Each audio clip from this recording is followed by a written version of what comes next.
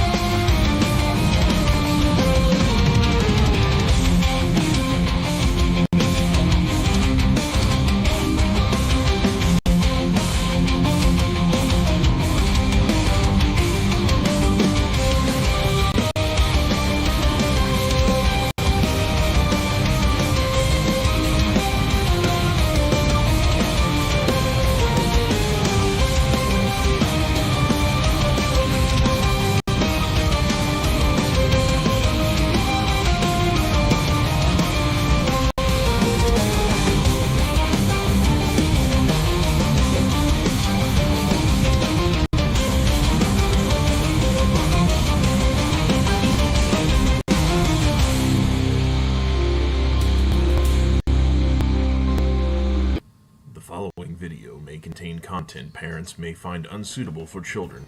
Viewer discretion is advised. Hey everybody, it's Hunger again, and welcome to another Pokemon Legends ZA stream. Today we're going to be trying to get the Alpha Old Fashioned Donut for in order to find Kyogre in Pokemon Legends ZA, and I need to collect some berries, very specific berries for that. It looks like I'm missing 2 Hyper Babiri berries, so that's what I need to collect. So that's what I'm going to be looking for the foreseeable future. Let me go ahead and jump into chat real quick.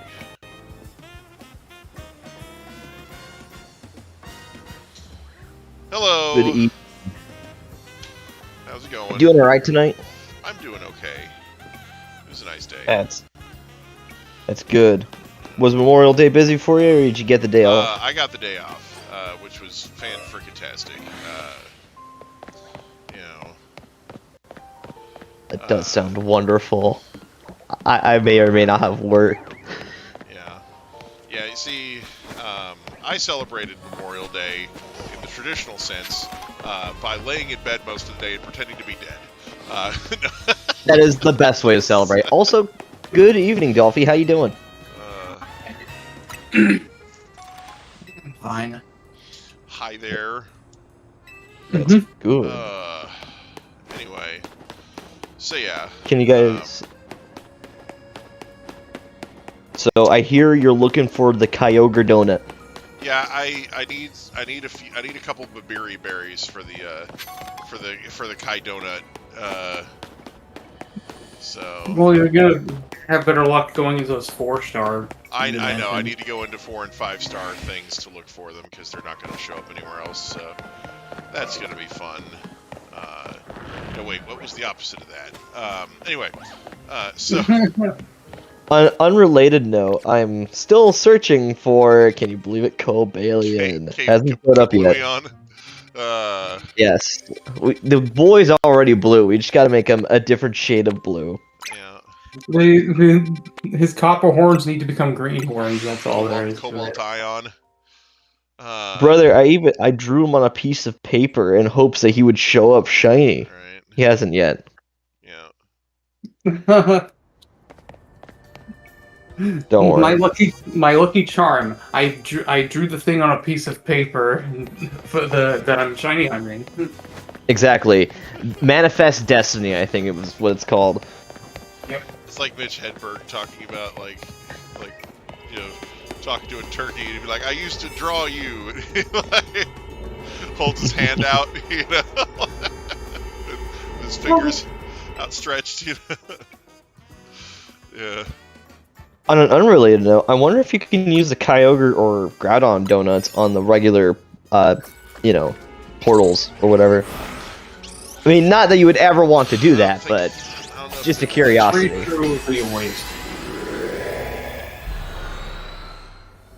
That's a different test for someone that has a lot more time than I do. Right, and a lot more rare berries than I do.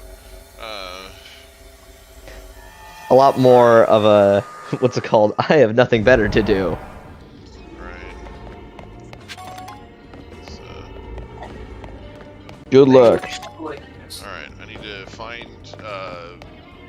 balls and break them so that I can get berries. Gotcha. Okay, no, don't try to fight me, trainer. Go away. There's also the, I forget that the levels don't actually properly scale, so it's actually a lot worse. But I bet Groudon could absolutely demolish these creatures. Yeah.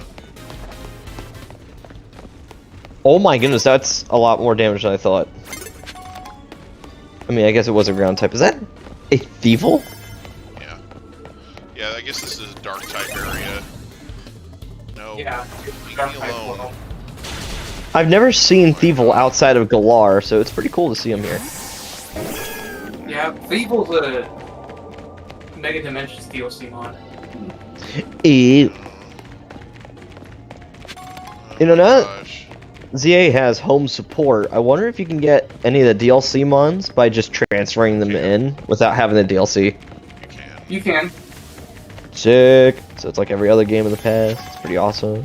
Yeah, so I could complete the DLC Pokedex pretty easily if I wanted to, but then I wouldn't be able to transfer them into Pokemon Home and obtain the, oh my gosh, get off of me. Wait, so if you transfer mons into ZA, they can't leave ZA? No, you can, yeah, well, they can't go back to the game they came from.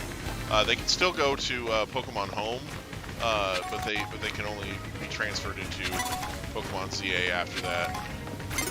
That kind of sucks. Oh my lord, this trainer needs to shut the fuck up and get off me. Get the fuck away from me, trainer. We love the stun lock.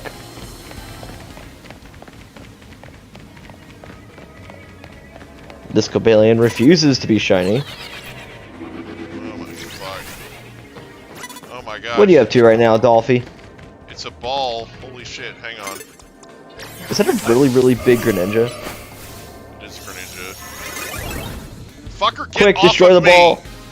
Get the actual fuck off of me! Fucking piece of shit. Get the fuck off me! Oh my god. I didn't get a single damn thing from doing that. Not a damn one. Because trainers kept jumping on me. Fucking hate that shit. We're off to a very strong I didn't get to break start. one single fucking ball for fucking berries. It's fucking bullshit. God, I hate this fucking game. Oh my fuck. This game is the pinnacle of The stealing fucking trainers life. would leave me the fuck alone. I fucking hate them. Here, we're going in this one. There we go. This is why multiplayer co-op in those zones would be so awesome. Uh-huh. Yeah, it'd be You nice just- if somebody could, like, you know, show up, use a fucking awesome donut, and I could just swoop in and, you know, search for fucking balls while everybody else mauls the trainers. You know.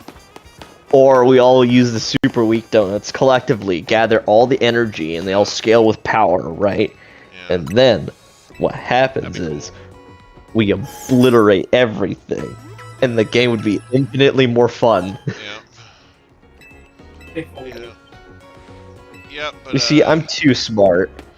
yeah, but they decided to not do that because they're stupid. So you know, here we are. Stupid, rushed, whatever excuse that fits your fancy. The point is, it's sad. You need to quit making mediocre games.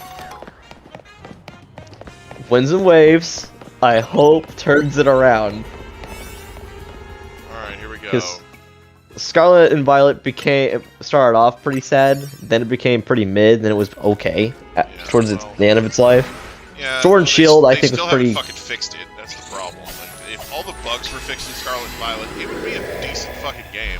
It's just, you know, you can't judge it without taking the bugs into account. So, you Mhm. know, Sword and Shield at least had that going for it, where there weren't like so many fucking game-breaking asshole bugs in it. Oh, for fuck's sake!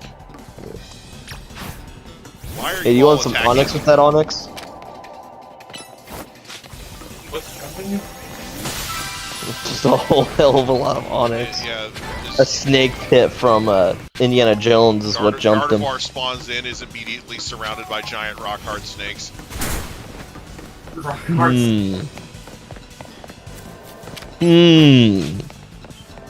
Technically not incorrect. Definitely not.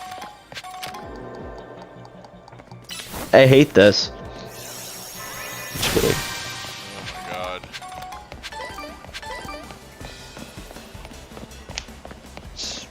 Let's see, what else happened today? Oh yeah, let's see here. Have you guys ever had the pleasure of working in a grocery store? Other than Walmart, no, not really. Oh, okay. But today I did a little silly. Now, for context, I work at a grocery store locally next to me, about a 13-minute walk. Anyways, today I was doing something called the general merchandising role, which was I stock a lot of the shelves during the day, popular items, such, that kind of stuff. Anyways, I'm like filling up the soda aisle, and I was gathering up like items from the 7-Up section. In our back room, where we stock them, or I guess where we keep them for later, we designate certain sections to certain brands. Like all the Coke product goes to one area, none of the Colombian kind, unfortunately. Pepsi goes to the next section, 7-Up in the last. Anyways, each vendor has their own way of organizing their stuff, and 7-Up is arguably one of the worst. It goes like, it's kind of infuriating. Anyways, I'm getting a Coke, like a soda brand by the name of Squirt back there, and I'm like, alright, I'm not seeing it up front where I should be seeing it, so let's see if it's buried back there or anything. So I get a good view, and I'm like, okay, that's in an impossible to reach spot. And a normal sane person would be like, okay, you should not attempt to go get that. And I thought to myself, nah, I got this. I got this in the bag. So I climb up back there, and lo and behold, I'm like in a really cramped spot. For context, my the space I was standing in was about 2 soda boxes wide and 2 soda boxes long. They're like the 12 cans, 12 packs. Right.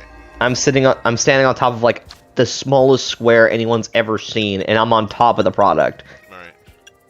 Right. So, so today I found out I could weasel basically in anything. I get about like 3, and then since it's so tight, I accidentally knock over the stack that's next to me to the left.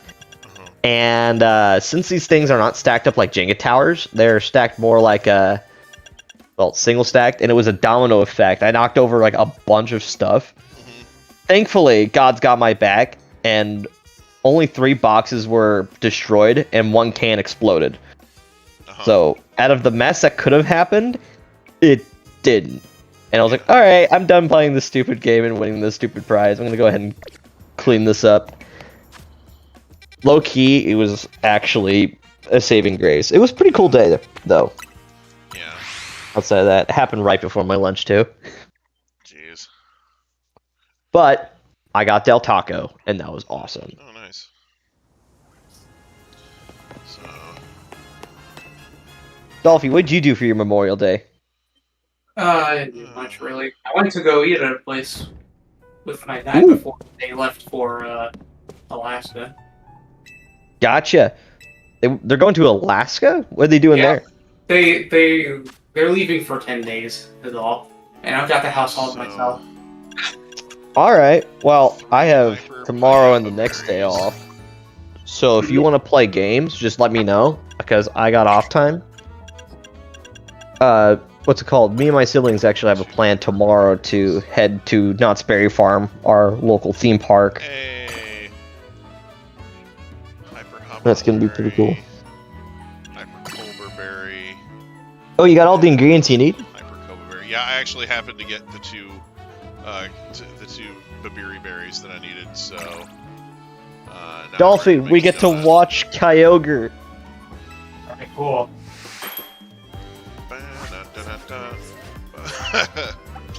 For the first, what moves does Kyogre have? I'm curious. There it is. Or do we not? Yeah, just regular the Kyogre boss fight in general. Alright. Like, what can we expect from it? Probably Origin Pulse. Out the ass. I think Sapphire Blue Power, Resistance Power Fighting, Mega Power Conservation, level 1. Level I boost think 103. that's pretty good. That's pretty awesome. I think not Mega, but Primal Groudon probably solos the first half of that fight. Yeah. Just the whole being immune to water thing. Yeah. Does it work like that? Does it if I bring the Primal Groudon in, will it just nerf all the water moves? I think it should. Until it uses Primal Version itself. I mean, if it should, I think, considering if that's how it worked during the boss fight with it, Yeah. it should, Yeah. I think mechanics should still apply. This game has a lot of the boss fight it makes it way harder than it is when it's actually on your team though. You are right, but you gotta remember though, abilities aren't in this game unless it's on the bosses. Right. I know that's. so it's specifically boss thing. It's kind of like because Anyway. I say go for it anyway because I can bring it anyway, but I'll probably end up using like freaking Ampharos Meganium to fucking Or Ampharos. deal with this. The reason why you'd ever try to bring Groudon into this is for science. Right. Because if it works, imagine how many other water types you get to bully down the road. Right. We're blinding it with science. Bill Nye the Nazi spy. Oh no. Just kidding. She blinded me with science. She blinded me with science. Flashback! Just kidding. She's poetry in motion. Alright, anyway. Hey guys, since I've been drawing a bunch of Pokemon, specifically the swords, is there like a Pokemon you guys would like to attempt me to draw, put on a piece of paper, and then like maybe send into the art chat at some point, maybe? Or Yeah, my boy's a Cineroar, so Magneton? Yeah. okay, Magneton. Alright, let me just download a couple of screenshots off the internet real quick, and then I'll get the art made. Un momento, por favor. Alright. Magneton.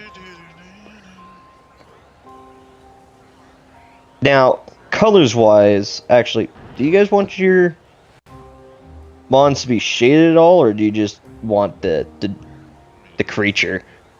I don't think it matters really. It's whatever, however much effort you want to put into it. Let's put the amount of effort called shapes. That's what we'll do.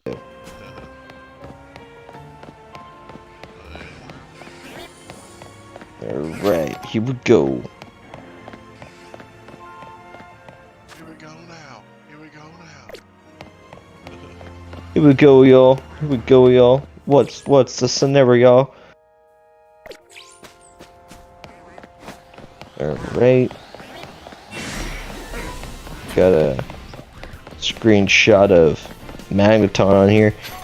That last Keldeo sketch was actually I referenced that from a screenshot I took straight from Scarlet and Violet just to see how well I can adapt a 3D object onto a 2D page. Alright. Not my greatest work, but that's what we got. It's so funny. What is? She's already just sitting here waiting. Really? She's like, how long have you? am I supposed to get in here? Really? What? Are you fucking kidding me? Do you have to wait till it's like flooded or I probably something? have to just talk to her stupid ass.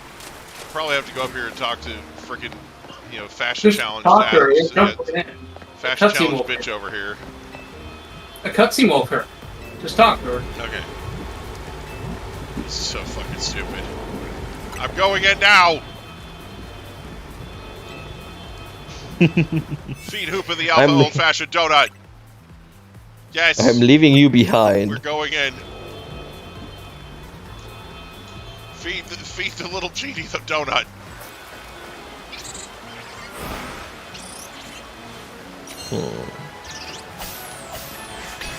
Alright. Feed the little ring genie the donut.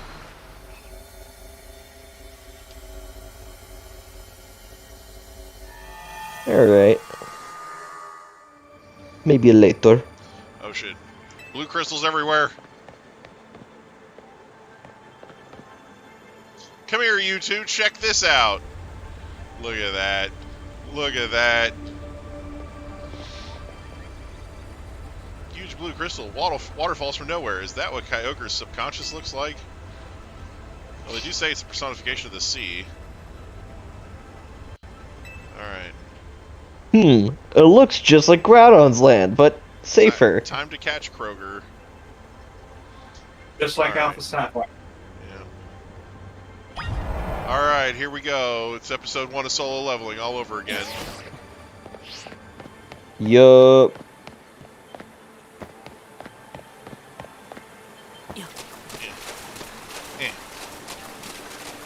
Eh.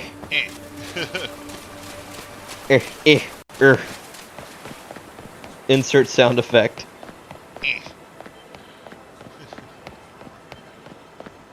Alright. Alrighty then. Here it is. Whoa, is that Kyogre? No, it's a statue of Kyogre. Very convincingly carved. We can't pull any gotcha. punches. Gloves up, team. Quick, use Precipice Blades while it's a rock type. Oh. Band Slam is here. Hi, Band Slam. Ooh, awesome. Platinum is really good. If you've not played Platinum before, you should try it. If you're going to play any Gen 4 game, you should be playing Platinum. Honestly. Hopefully you can play Platinum. I mean, unless Or you're gonna play, just get an emulator. Gold, Soul Silver. Anyway. But not the other thing. Alright. I think Wailord did it better. Just kidding. Alright, hang on, here comes Okay, the water it's apparently move. still able to use water moves, but ironically, I don't think that Groudon took any damage from that. Oh, no, it took damage from that one. Okay. So yes, Oh, okay. So it just straight missed the last time. Okay.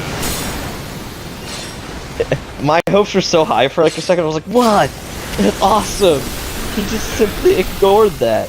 And then Kyogre shows up and just like, nuh-uh. Crap, it's got a nice move.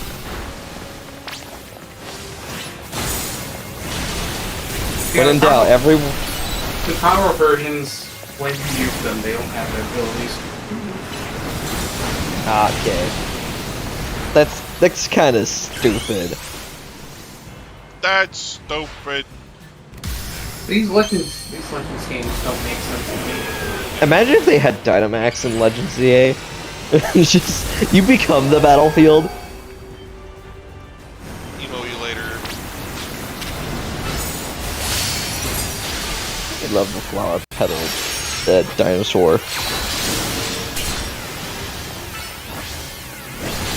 I like Megame's Mega is just like, what if we just made it more Hawaiian? What if we just gave it a flower necklace? Yes.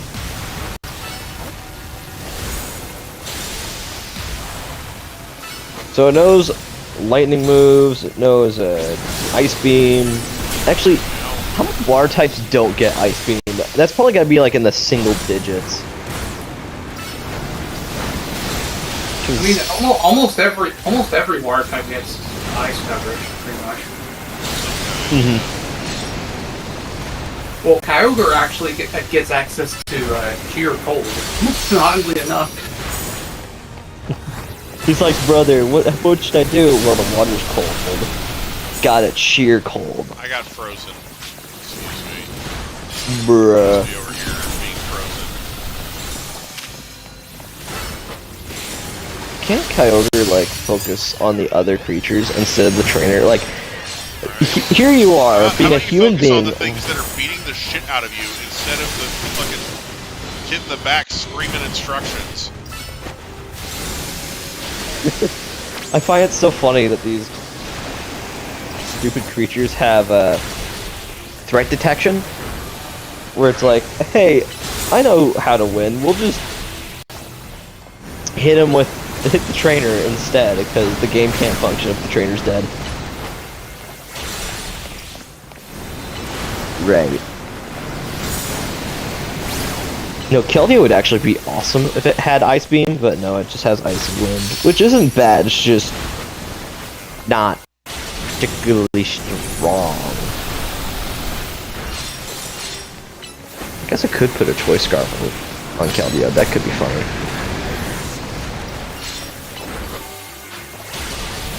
Alright, different idea for a different time. Beam. What's the beam doing?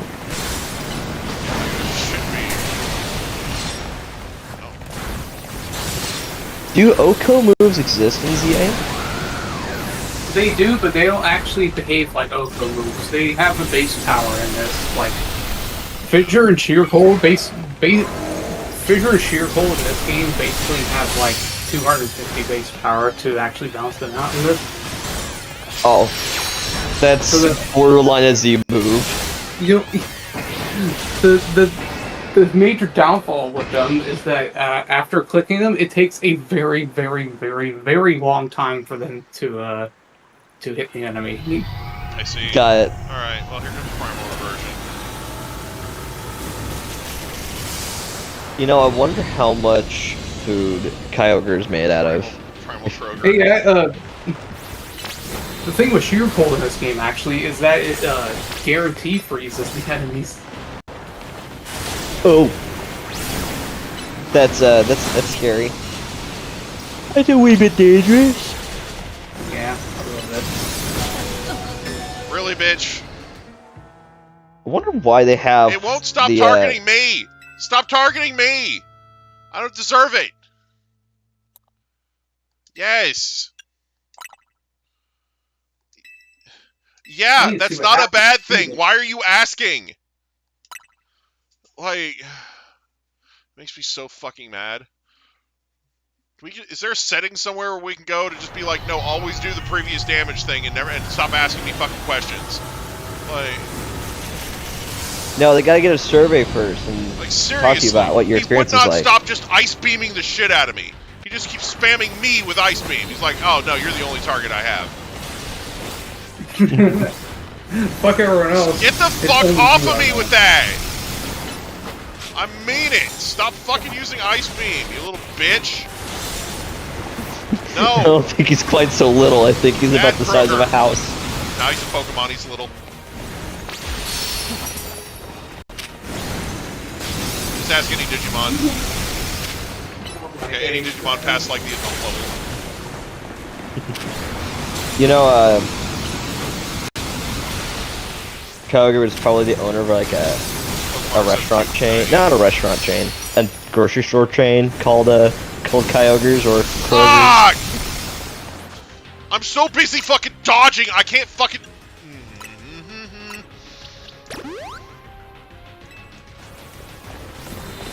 I'm so busy fucking trying to dodge these ice beams that I can't get orders out to my fucking Pokemon. When I try to lock on to order my Pokemon around, it doesn't fucking let me.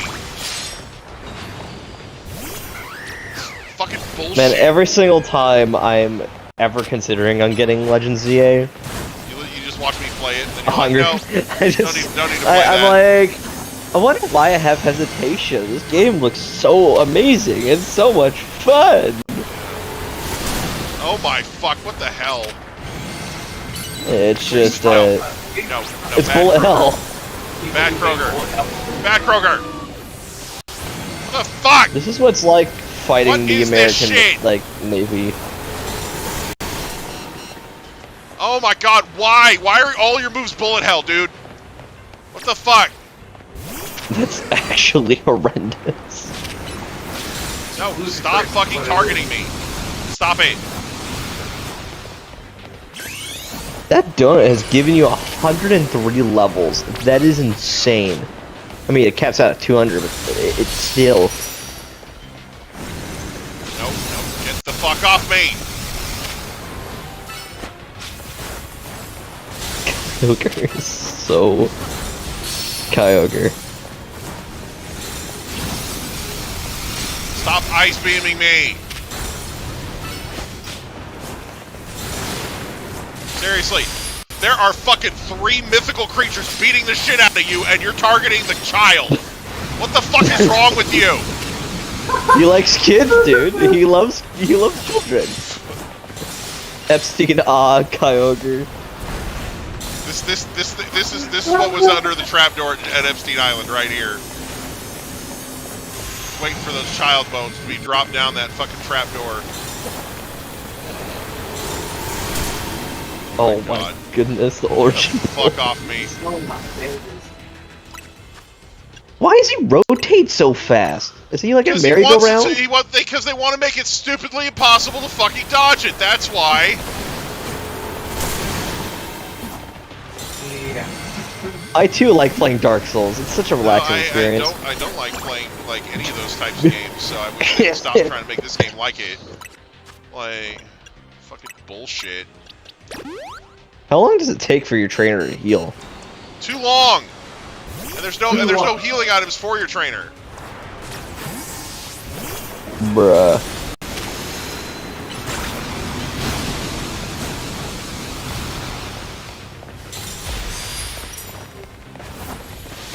Lock on!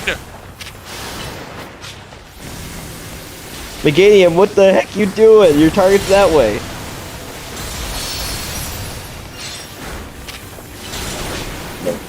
We left Meganium.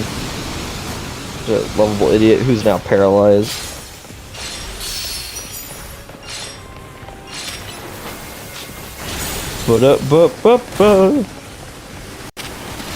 What moves is Primal Kyogre immune to? It's just fire, right? Fire or ground? Or... Yeah, fire moves is what it's Primordial Sea, no flies off fire, yes. Gotcha. And that's on the receiving side, just like everything, yeah, correct? You can't use fire moves. Yeah. Pretty much. Gotcha. So... I don't have any full restores. I don't know how I made this mistake. Anyway. I think it was the most craziest menace in Generation 6 and 7 bedroom. I mean, it makes sense. Kyogre has always been evil.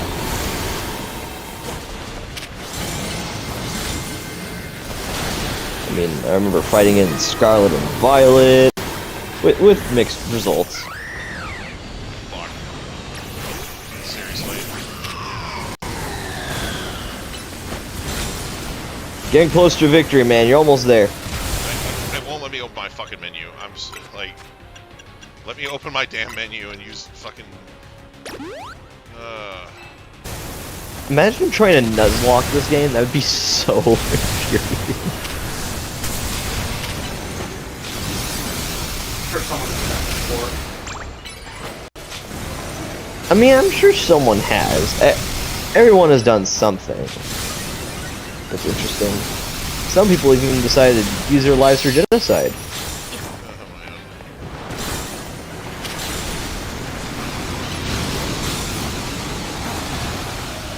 Now that would be a pretty awesome thing if, aww. I was gonna say... Chandelure. Yeah. It's like, hey, this is your primary thing you get to murder. Nuh-uh. There it is. I mean, that's one sad thing. BF Justified strats don't work in ZA because only one mon is out at a time. That's so sad. What the fuck was that sound? It was It's exasperation. the sound of, like, I'm All done right. and now I get to fight the next thing. Alright. Really? Sounds like siren Throw the flare. ball at it! Dipshit! How'd you miss? I don't know! You threw a great ball at it. I did. It matches the color. I mean, yes, The yes. fuck The you color want? is awesome. Fair enough. I was just internally laughing at the fact I that missed. something How could be you missed. fucking missed that shit? That Alright. Taurus has never played baseball a day in his life. Holy fuck. Way Blue to go! orb. You, me, and Karina were on stop. You did nothing! I was the one being targeted! I had aggro the entire time! It never once looked at either of you! You suck! Just feed them the groudon at this point. Just end them. So we're immune to fucking... Excellent work, kids. Beating Kroger is no joke, especially after it became a supermarket chain. But as much as I hate to interrupt your moment, I need you to stop by my office. I'll be waiting. Okay. Because he can't be bothered to go like meet you halfway over like a he's not gonna baguette. meet us anywhere. He's like, I'm a man in a suit. I'm obviously busy. Nah, he's just the laziest human ever. If he can even be called human. Alright, motherfucker. You caught Groudon and Kroger, two legends of the Hoenn region. I knew it couldn't have been I know it couldn't have been easy. Well done. Alright, I got Gordon and Kroger. Looks like it's finally time for us to track down Ray Quay Quay. We'll be finished analyzing the Blorb and the Brorb soon. Seems like the analysis is the Rust Syndicate's main job now. What kind of organization are we these days? A civic think tank? Volunteer do-gooders? Don't forget who you're dealing with, kid. Once folks earn their debt, we can put them to work for free. What? Sorry for the wait. Allow me to return your Blorb and Rorb. Yeah, thanks. I need those. You were quite right about the prodigious energy they contain, Miss Karina. Oh, yeah, no, I would never figure that out. You fucking idiots. You know, that big round guy, you think you could just take a magnet to his head and just rip all of his face off? I'm the lab's acting director, not a professor.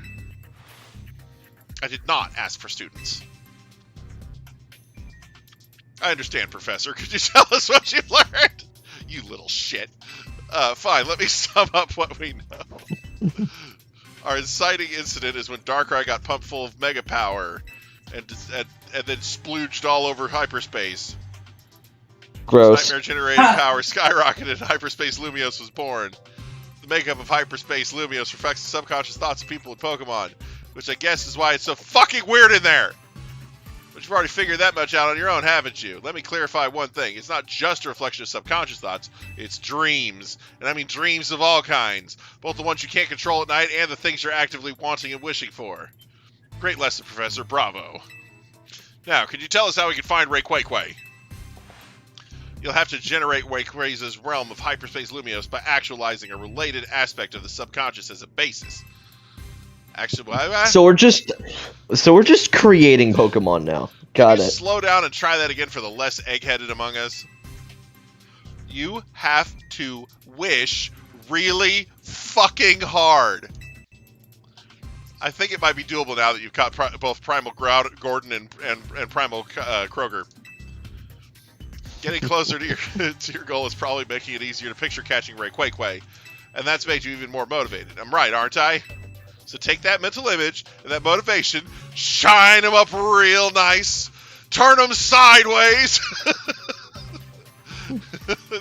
Anyway, I get it, I think. I'm not sure if that helped or made things even more confusing. Look, Buster, my job is studying Pokemon energy. I'm not automatically a hyperspace expert just because I have a fancy lab at my disposal. Who's the big dreamer trying to meet and greet with Ray Quays in the first place anyway? It's Ansha, the little chef herself. I suggest you listen to the professor's non-expert opinion. You gotta get Ansha to wish as hard as she can so you can encounter Ray Quay Quay. I'll get on it. That little lady sure is something.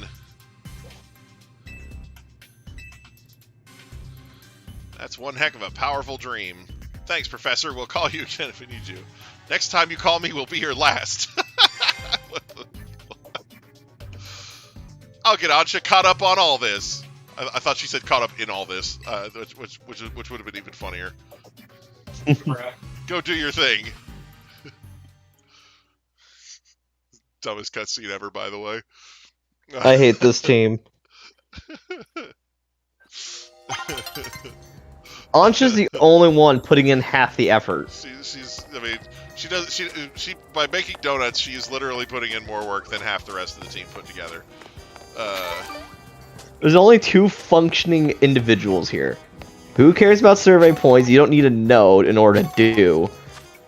Then, on top of that, Ansha's making donuts for this to even be possible.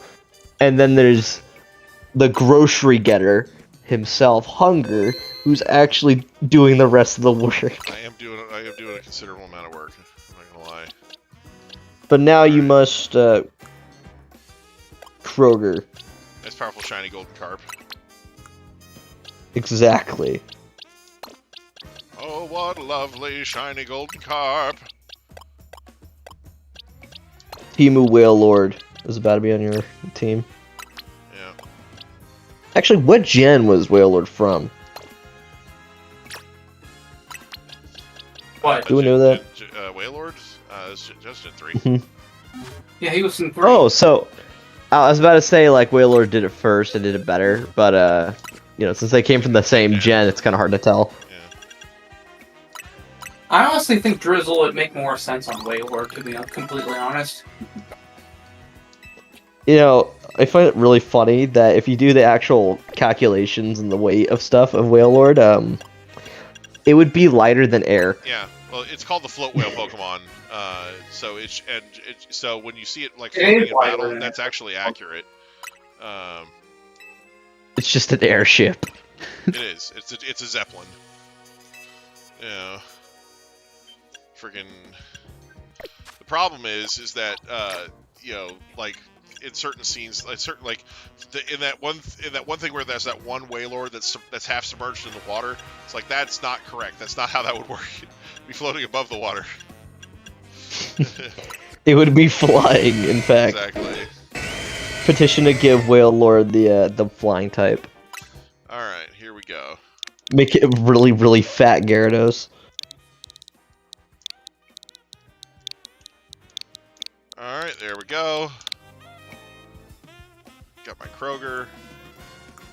I gotta draw a Kyogre at a check stand, and whose customers are Groudon. That'd be so funny. There's sheer cold. It's like a Karen interaction. If I could do that, I don't know. I don't think I can do that. Not yet. I don't understand shapes well enough yet. It's ancient power, boy. Ugh. So, quick question. So, stat boost and stat decreases in ZA, they work a little differently. Yeah. So let's say you use Calm Mind. If you use Calm Mind again, it does not stack. You just get the Gotcha. one, you just get the one use. It's done. Yeah, and until then, it fades and then away. It wears off after a while. Yeah. And then you use it again. So. Okay. That's a little more reliable. That's cool. Yeah. So different way that it works. Anyway. I can't just like say, "Hey, you're done.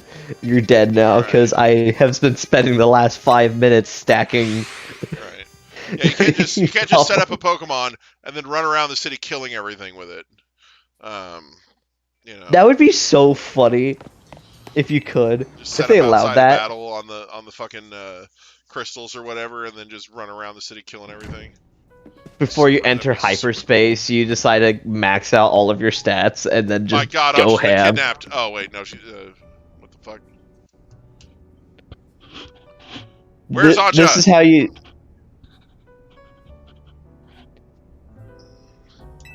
I don't see Anja anywhere. I'm afraid. Where's Anja? Don't. Gotta take Anja a and Karina are in Karina's room. Oh God! Stranger danger! Karina, you should.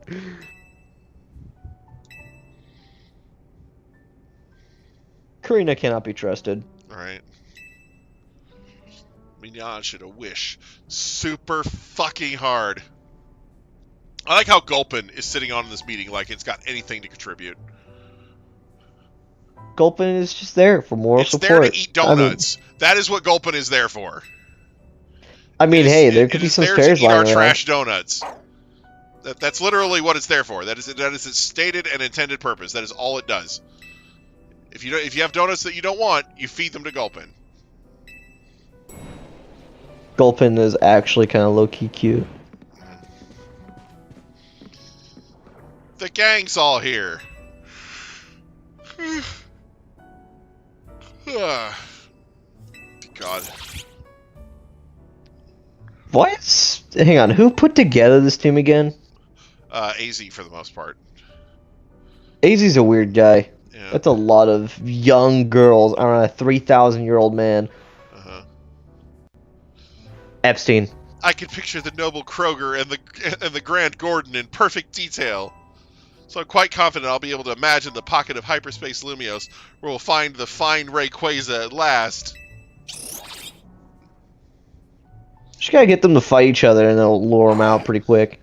Now that you've got a good mental image, let's put some real oomph behind it. How about you remind us why you want to meet Rayquaza so much? She's going to think about her mommy, and her mommy is going to show up in that fucking portal. And then you fight her mom. You have to fight her to get to Rayquaza. I'll tell you everything from the start. Is here good enough? Rayquaza's the sky-high Pokemon, so we should do this higher up, closer to the sky. Let's roof it up. Rufio! Rufio! Oh, sorry. So, alright. I wish I knew where that reference came from. It's a hook. Anyway.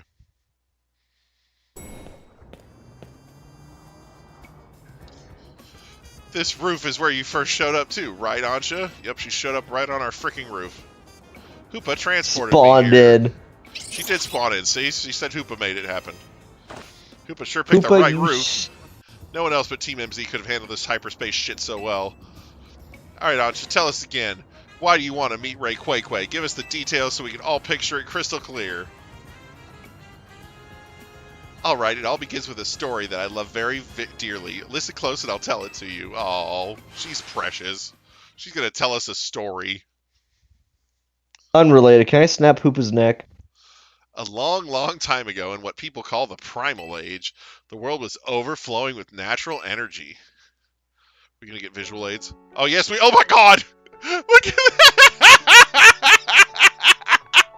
that! Bruh! Wow, that's the most regular European drawing of ancient creatures I've ever seen. Actually, it's fucking Ansha's drawings. That's actually really good for a child of her caliber. Oh my God, this is so amazing. Definitely a lot more, like, very good compared to my drawings. Is there a boat to the top right? Hmm? Like in the drawing that Ansha has. There's a little boat. There's a boat up by Kroger's tail, yeah. It's actually pretty awesome. For 20 days, these two mighty Pokemon battled from sunup to sundown. The ferocity of their clashing scarred and warped the world itself. Idiots. This is amazing. Oh my God! Ah! Oh, the people of that age, the Draconids, were at a loss. Whatever could they do? Oh my lord. Are we sure this is an Ansha drawing? Yeah, yep, I'm pretty sure. I don't know. It might not be. They wish with all their might for Rayquaza to descend and save them from destruction. The Draconids' wishes must have reached Rayquaza because of the Dragon Balls. Oh my gosh! There appeared before Primal Kroger and Primal Gordon a dazzling light, and in it was Rayquaza in a sublime and incredible form. Mega Rayquaza! A blazing light and whipping wind sapped the power of Groudon and Gordon and Kroger alike. Robbed of their primal forms, they fled to the faraway depths of land and sea.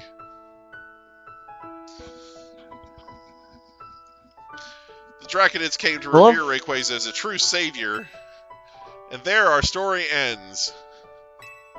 I love how The little Groudon and green-haired kid Kyogre on look like top of little kids. Rayquaza's head. Yeah.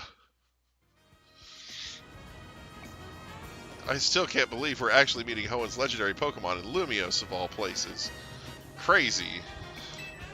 It's like it's the Incredible, DLC. isn't it? It's almost like a DLC.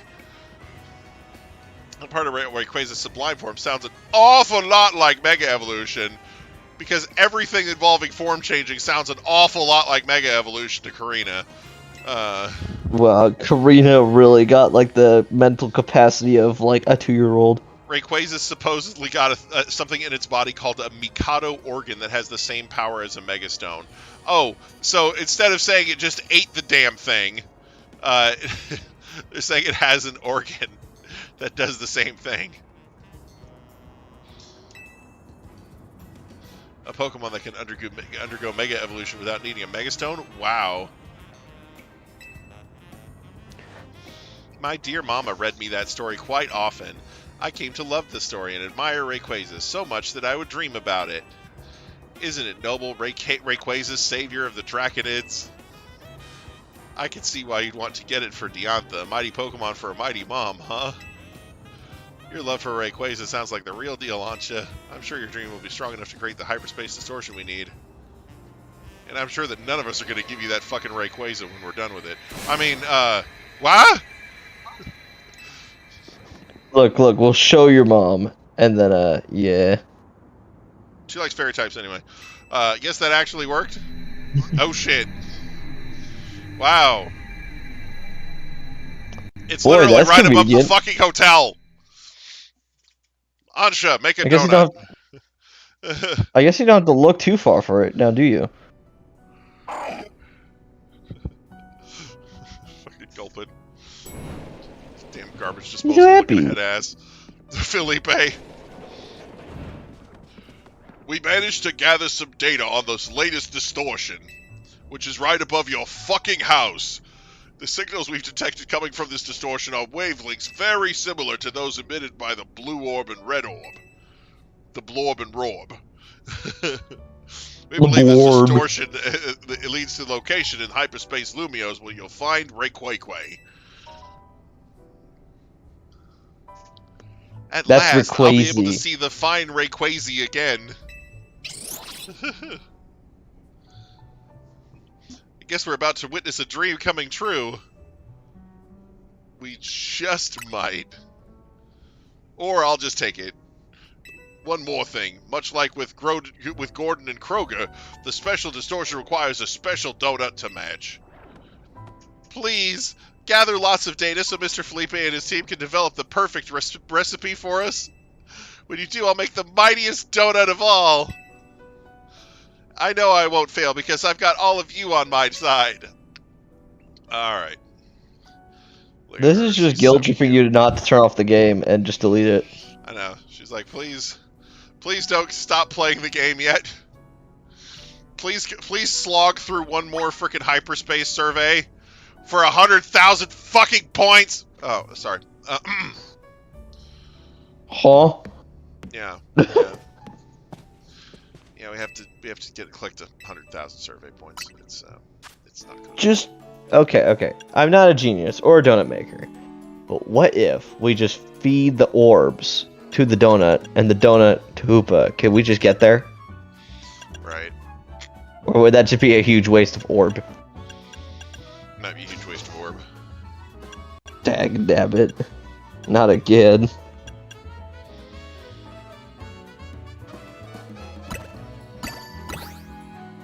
Talk about wishful thinking.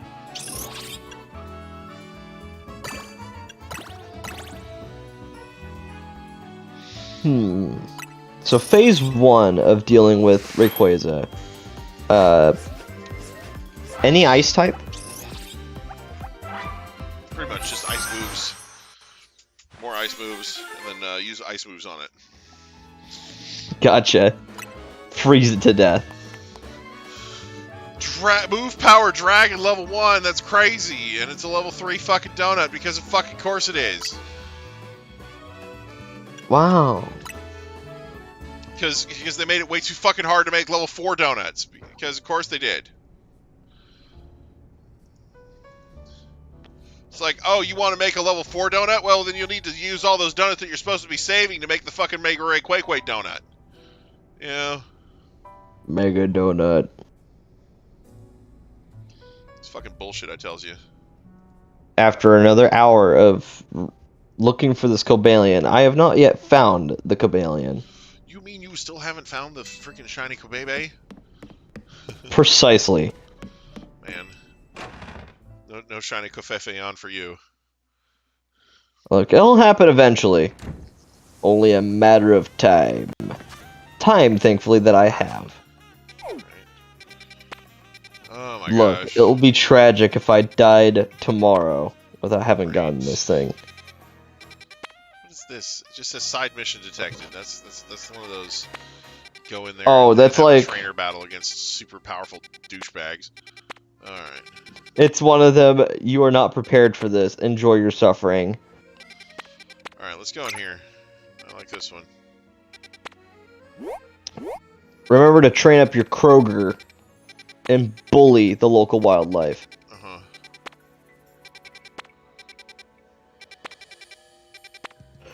Should be an enjoyable time.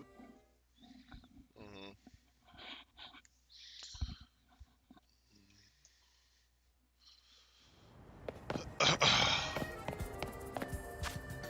I'm actually a pretty happy camper right now. Life is awesome. Man. Do-do-do. Unrelated, I don't think I've complimented you on your voice acting skills for some of these other characters. It's actually a pretty solid job. Alright, yeah. I try. Yeah. Hang on. Trump and voice impersonation incoming. Hunger might be one of the greatest voice actors to have ever imitated a random character within a Pokemon game. I knew a guy. That's actually... He was a good guy. Oh, man. Alright, I'm gonna shut up now and enjoy the content. Alright. There's Hoopa, the worst mileage out of any Pokemon to have ever existed.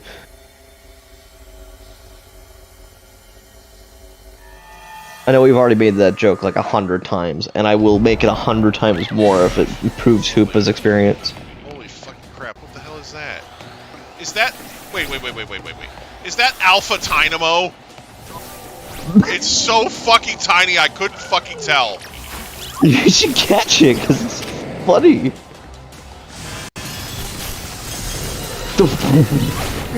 Groudon spawning in could have killed all of them. Are they all using tackle right now? What's it gonna do to him? Absolutely nothing. Oh. It's still alive, help. How? There we go. How is that even possible? I caught an alpha Pokemon. It was great. Alpha Dynamo. Alpha Tynamo, so tiny it doesn't fucking matter. It's an alpha. How can you tell? I really can't. They all look the The same. glowing red eyes. Other than that, it's too small to tell. Glowing red eyes? Are you sure isn't that just the normal eye color? Maybe.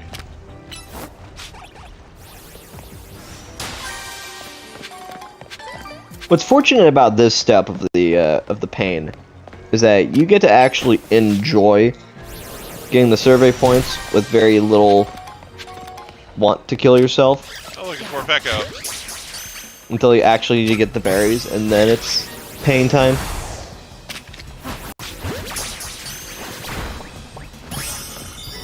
Alright, got him. Hang on, how much damage are their bites doing? Like literally almost nothing. Uh-huh. Yeah, it's a fucking primal Groudon. It's a really big boy. They just swagger by primal fucking Groudon. Come here. Rest in peace. Rest in kibble. Alright. Oh my, that was the most overkill thing I think I've ever seen. they swaggered a Primal Groudon for no fucking reason. They deserved it. They were like, "Hey yo, Groudon ain't got as big as balls as I do," and Groudon's like, "No." Look, it's Olga. I am Olga. You're gonna be good and not get in my way, right? So I don't have to kill you. That'd be a really bad. That would be a shame. Oh yeah, there we go. Groudon is such a happy guy. Give me berries. Berries. I cut so many strawberries on Sunday. It was crazy. Yeah. I cut a lot of fruit at my work as well. Nice. The sharpest objects we got back there aren't even the knives. It's the plastic packaging we put everything in. Like, that stuff has cut my fingers more often than literally anything else on the planet. Wow. The actual knives themselves have never... Actually, they've only cut me a total of, like, twice. Once was an accident. I wasn't even trying to cut anything. I lost the knife in the soapy bubbles in the sink. I was like, alright. I'm gonna go see if I can find it. And I went ahead and saw, like, the handle. Grabbed it. Misjudged where the blade was. And I dug into my thumb a little bit. I was like, alright, that felt great. Another time... I was, actually, I think that was the only time I've ever been cut by a knife in that thingamajig. I got cut by the box cutter once, Yeah, but box cutters I've been... a thing. I've already sent that image and told that story, though. Let's see, what else? But yeah, just the plastic packaging. I've been cut, like, over 50 times by that. Jeez. That's pretty bad. They are sharp, dude. It's like a paper cut, but like 10 times easier to get.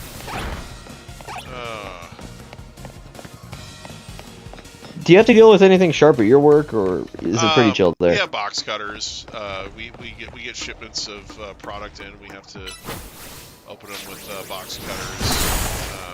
We also have scissors for various That's good. things. But yeah. I would consider it most times to be relatively easy not to get cut by box cutters, 'cause it's just a box cutter. It ain't that bad. Right. But yeah, there was one time where I got a cut from a box cutter that was really, really fucking stupid, and it was completely my fault. And I just didn't think about it. What happened? So we had a box knife, right? And it was one of those that had the really long razor blade in it that has like little segments where you're supposed to be able to break off parts of it once you're done with it. And somebody was saying how it was dull and wouldn't cut, so I was like, oh, you're just supposed to remove the tip of it. So I just grabbed it with my bare hands and broke off the freaking last segment of it, like. Man, that's like a show of strength right there. Yeah, well, it cut my fingers. Like I didn't feel it happen, but it just started bleeding. And it was like, oh. And then I realized, yeah, I should have probably just grabbed a pair of pliers and broke it off with the pliers, But that totally sounds like something I would do as well. Because I mean, frankly, it's not that I don't think. I just hate doing extra steps. Yeah, it's like in the heat of the moment, I was just like, oh yeah, you're supposed to break it off. I didn't even think about possibly getting cut doing that. So. That's like the most man type thing to do. It's just like, I got this. Yeah, so. Like most people are like, you need help? Nah, I got this. Who needs it's like help those swords when... from Attack on Titan. Here we go. Boom. Exactly. Just snap it off in the neck of the Titan, ideally. Yeah, exactly. Yeah, totally. That show is also pretty cool. I never watched it in its entirety. I was just like sort of like my brother was watching it, and I'd like walk in and be like, that's kind of neat. I guess I'll watch an episode or two. Yeah. The thing with Attack on Titan is I actually didn't really like it at first. Like like it was getting to the point, like, you know, I started watching it and my friends were super hyped about it, and I was like, man, this sucks. Everybody's just dying. I hate it. You know, you can't get attached to any of the characters because you're worried about them dying. You know, and I was getting ready to turn it off, and my friends were like, no, we're almost at the point. Don't worry. You know. And then they got to the first Titan transformation, and I was like, oh, okay, I see what the point is now. You know. But before that, I was getting ready to drop it. You know. And it's because of the way that they decided to do the anime. In the manga, they actually cut a bunch of stuff to get to that transformation sooner, and then they put it back in later. But they decided in the anime to put everything in chronological order, so it takes a lot longer to get to the point. So I was ready to drop that shit. You know. Gotcha. Yeah. All right. Hoopa has run out of nut energy. For once, Hoopa actually gave you ample time to do ample stuff. Well, because I was using a 3-star donut on a 3-star dungeon, so... I mean, that's still cool. Hoopa, whenever Hoopa does something that Hoopa's supposed to do, it's always based. Yeah. Nice. Alright, let's see. What next? My fingers have all snapped in a nice amount of order. Hang on. Snap into a finger My jam. Oh yeah. Oh, sorry. My index and middle finger have gone louder. I don't like that. But yeah, but most of the day I was just in bed reading. It was just, you know. Speaking of reading, how's your book doing? So they only give me a sales report on my book like twice a year. So. Gotcha. So you don't know just quite yet. Yeah. So I got my sales report for the second half of last year, like a month or two ago. And they basically told me. They basically said that because that just included the digital sales because last year was just the digital version on sale. So basically I've sold over 400 copies digitally. Neat. Yeah, my target was 700, but I could still hit that. Like it's not like they're not selling digital copies anymore. It's just, you know. So people who buy it digitally, you know, will still, you know, like it's just not going to go up as fast as it did the first couple months, you know. So, and then, you know, so, but you know, now the print version is on sale, you know.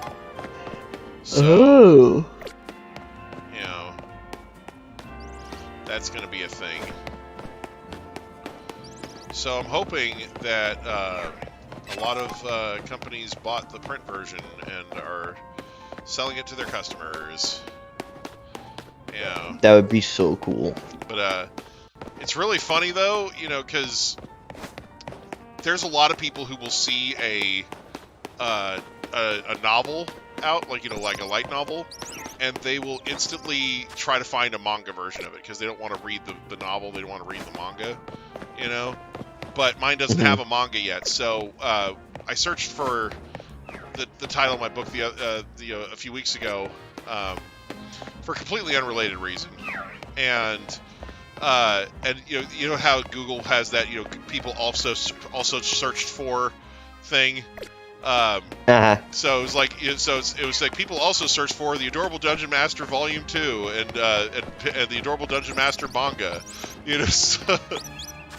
So there's a bunch of people who liked it enough they're looking for Volume 2 already, and there's people looking for the manga. So it's like, so that made me feel really happy, you know, because it was that is pretty awesome. Because, you know, because I do want it to get a manga version eventually, you know, like if I could sell enough copies to prove that this is a commodity that could be, you know, good for making a manga version of, you know, then, you know, eventually could have my own manga for it, you know, and that would be really cool. It goes in 3 steps. First goes novels, then goes manga, then it goes anime. Yeah. Well, honestly, it may end up going novel, then translation into other languages as a novel, and then manga. You know, so it's possible that before getting translated into, or before being adapted as a manga, it may get translated into other languages first. It may get translated into Japanese or French or Spanish, you know. Yeah. And pick up some sales from other languages, you know, before it gets the green light to become a manga, you know. So Cool.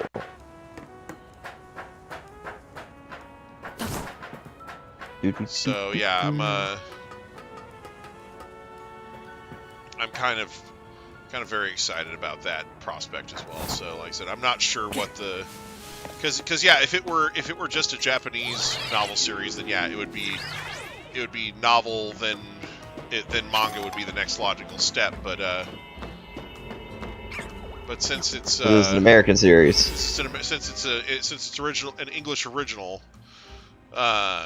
it may go through a couple other steps before it gets to manga. So all right, but good for you. Good job. Good stuff. Yeah. But yeah, we still have a bunch of copies up at the store, even though we've sold quite a few of them. So cool. We're going to be selling them online, and people who buy them on our website can get me to autograph them before we send them. So it'll be pretty great. Listen, Halucha. Halucha about to enjoy the wrath that's called Ampharos.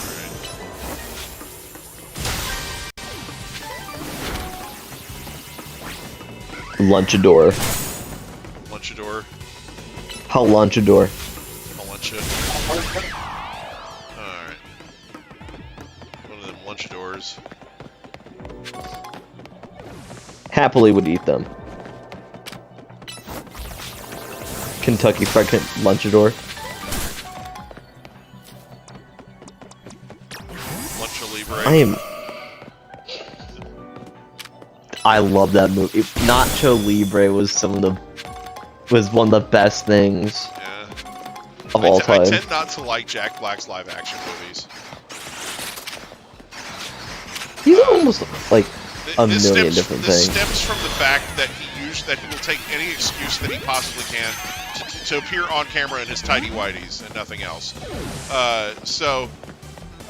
I can respect a man for wanting to do that. But you know, I would rather not see Jack Black in his tidy whities, so I prefer his animated movies to his live action ones. You know, things like Kung Fu Panda, things and stuff like that. You know, I like watching those far more than I like watching Nacho Libre or, you know, School of Rock or, you know. He voiced Bowser in both of the Mario movies. He was very nice. He was very nice in that role. And he also wasn't in his underwear, unless he was in his tidy whities in the recording booth. In which case, yeah, I'm sorry for that. I highly doubt that. Instead, no. Bowser is just completely nude because it's a turtle. Who cares? Yeah. Instead, he sits on the piano and plays copyright music. Yeah. That's pretty awesome. Copyright music that he created. Yeah, that song he plays at the end of the movie is in fact copy claimed. Or a copyright, rather. You know, for a company not to copyright something is basically corporate suicide. Unless it's that one movie that had that was, you know.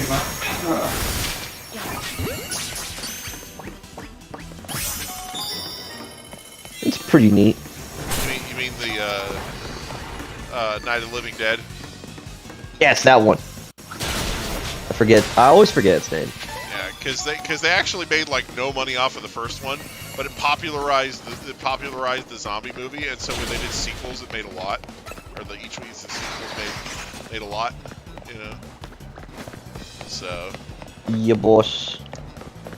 But yeah, they this completely screwed up on that part. You know, when they were copywriting the first one. Oh hey, look, it's the bonus ball. This Cobalion isn't shiny yet. I'm gonna say that once to 800 times per stream. Okay, cool.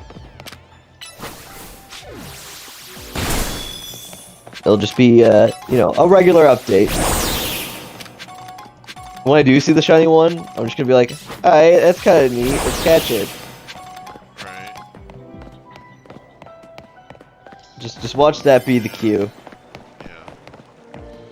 See, with me, my shiny reactions become more extreme the longer I go without the shiny. So the more I hunt, the more disappointment that builds. The more crazy my reaction gets when I actually catch the thing. Yeah. Yeah. I'm at least a month into this hunt.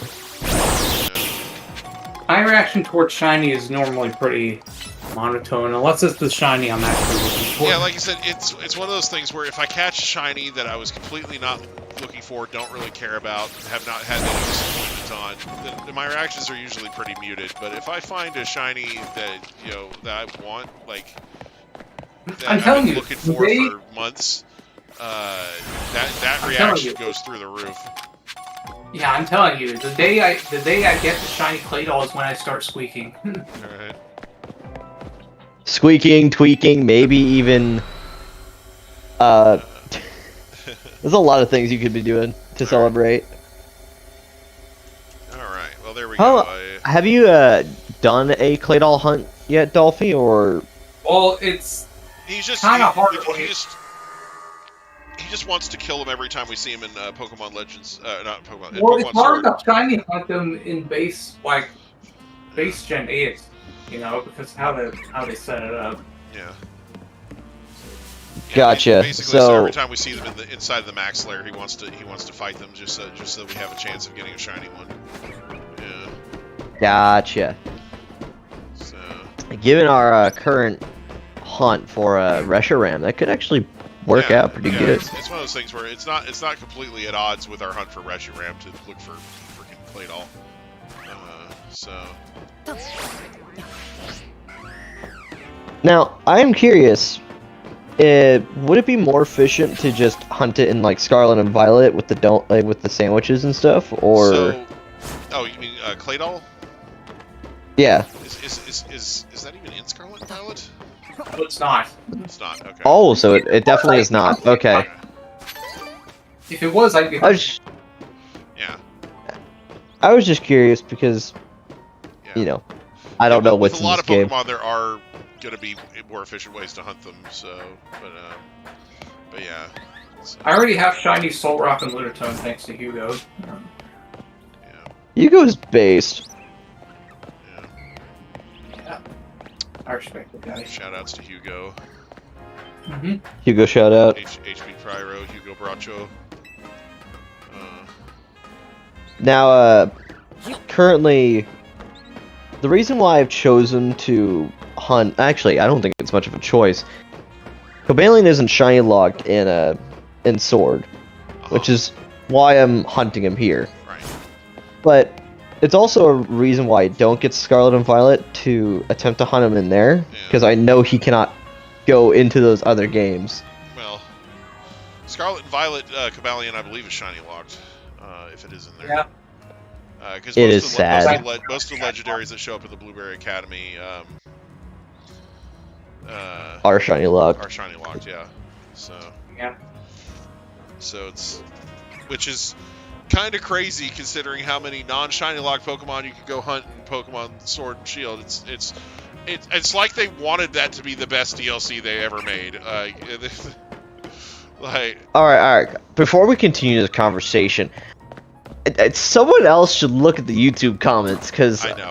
I hope y'all see that. I had to unhide that, so I fucking saw it. root vegetable over there. This is like the third time I think I've seen him like comment something absolutely cursed Absolutely. and rancid. Cursed and rancid. Okay. It's Brother, you need to see an exorcist. Is what you need to do. Exorcist. Oh God, no. Yes, he says I have the moral courage to say what we're all thinking. No, we are not all Brother. thinking about skin tags. I don't think I thought about Grand Bull in like a century. So I don't know about you, man, but you might be the most unique human being in this sense. Yeah. It's, Root vegetable. Yeah. Root vegetable, brother. We need to throw you in the compost bed as well. Tater tot. Anyway. Anyway. Oh man. Ridiculous. Taters. Man, you know, this is a reason why I don't have Reddit or Twitter, because comments like that would exist everywhere. Well, you see, here's the beautiful thing. When you're doing your own content, right? Like, let's say you start a channel or whatever, and you're cultivating your own content empire. You can choose which of these people to block and ban, and which ones to allow to keep functioning. I personally don't mind people saying out of pocket stuff most of the time, unless it's like something really offensive, you know.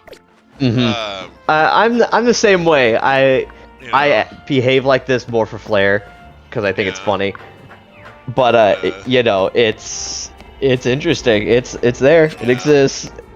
Archaeologists are gonna look back on this and be like, "What?" Wait. Quint. Wait, where's Quint? What's he up to? Quint is over here. Oh my God. Quint hid one of Root Vegetable's messages because Quint's one of my mods. So it's just funny. Oh my God. Oh, hi, I Quint. regret popping in Good to see you. sometimes. Yeah. Oh man. He won't accept the cursity. That's going on right now. That's so funny. Root vegetable. I can only imagine what your art looks like. Don't ever share it. Oh no. Sam. Don't ever share it. Sam. Don't get no worse than that. I'm just glad there's engagement in the chat, you know, so half the time, you know. Look, if there's engagement in the chat, it's because I'm here, able to engage with it. That it does help, so don't get me wrong. Yeah. I love let's reading see. comments. They're so much fun. Okay, so I saw a Skarmory. I don't know what other types of Pokemon are going to be here. Let's- Oh, why not? there's a bunch of Skarmory right there. I think I saw a tank at the corner of my eye. I might be wrong.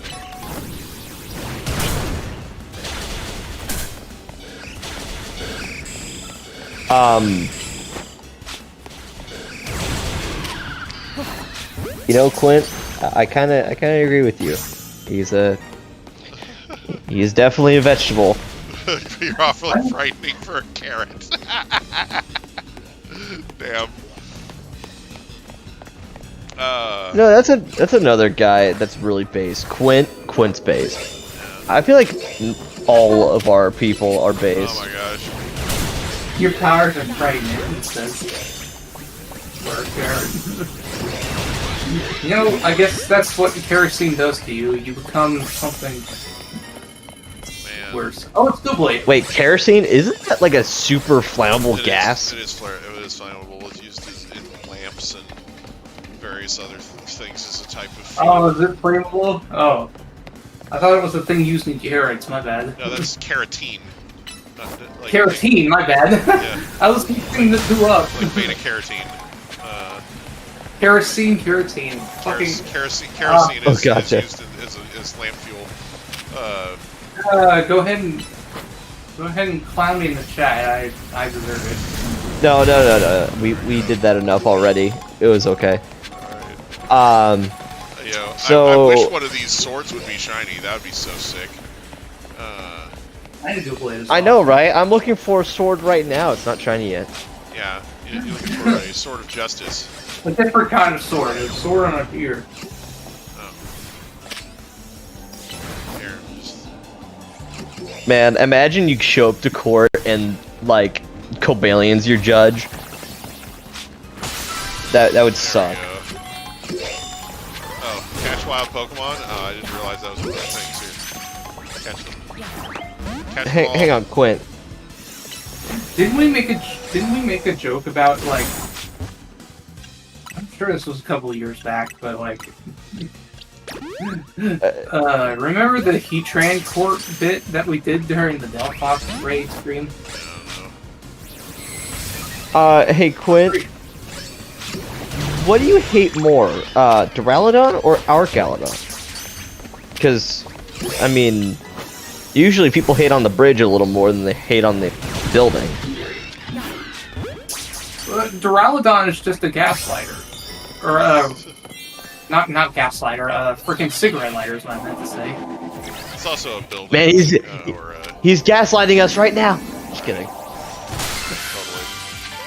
I'm just being stupid, don't worry. You- But yeah, I get what you mean. Definitely. He looks like an asthma inhaler, or one of those super fancy futuristic toilets. Let's see, what else is Duraludon? A waste of time. Yeah. Let's see here. Archaludon? You know, unironically, Trash can.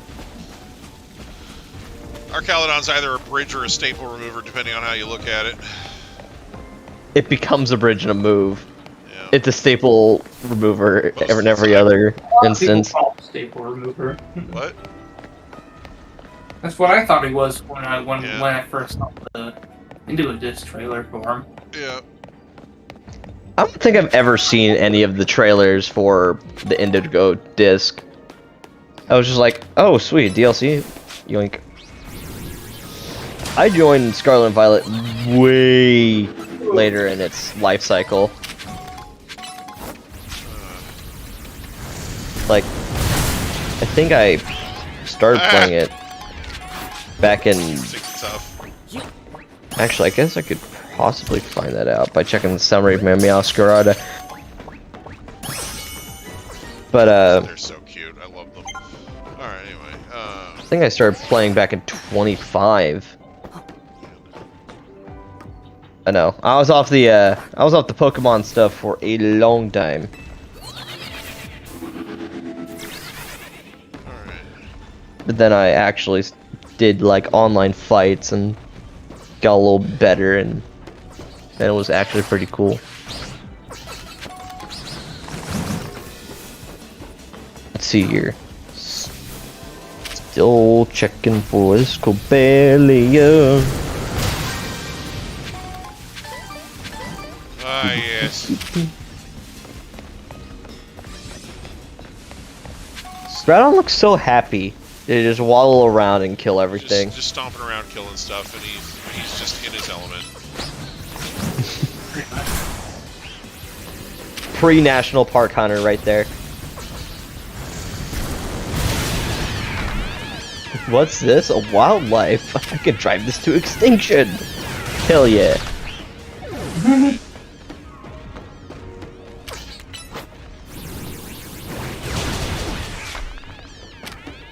Imagine just like walking down the street and just a regular human being gets to see Primal Groudon Right.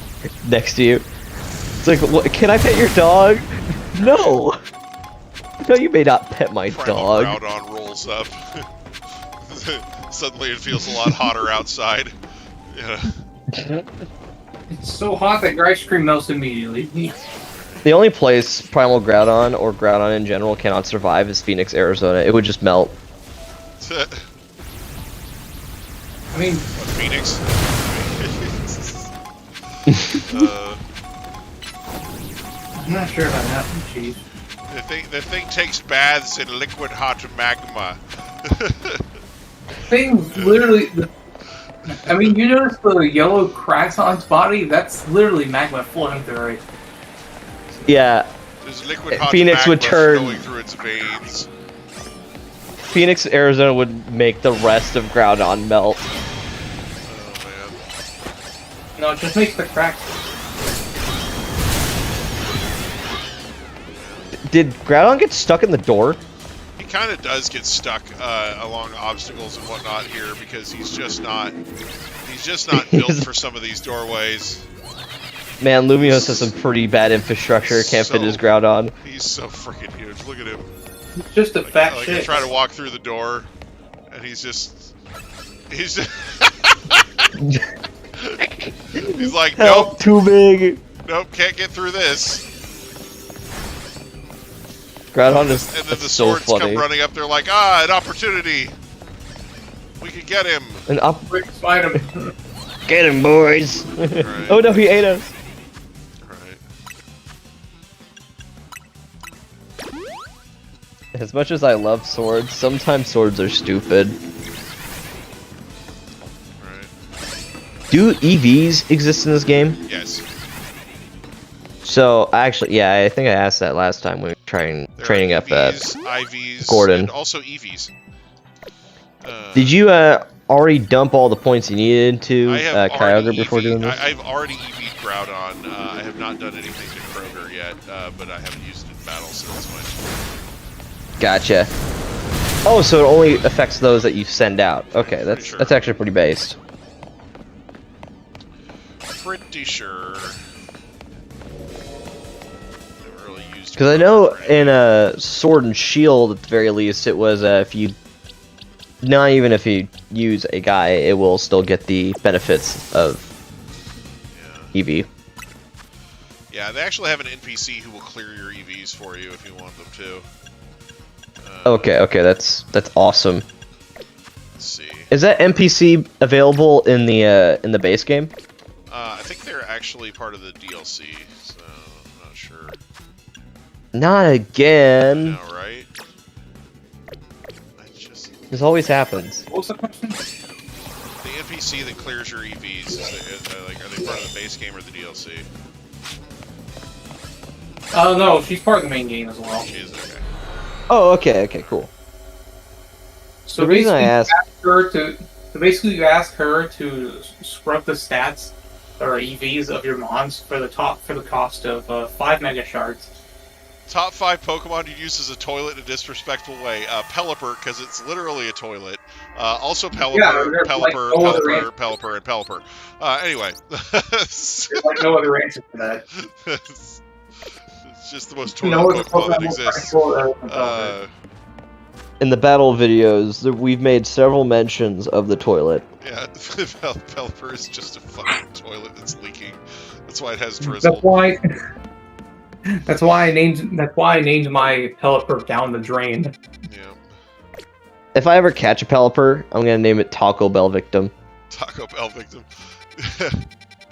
It's too long, but Somebody posted a thing. It was showing like how futuristic Japanese toilets are and everything, and it says the greatest tragedy in this world is that Japan has the world's finest toilets but no Taco Bells.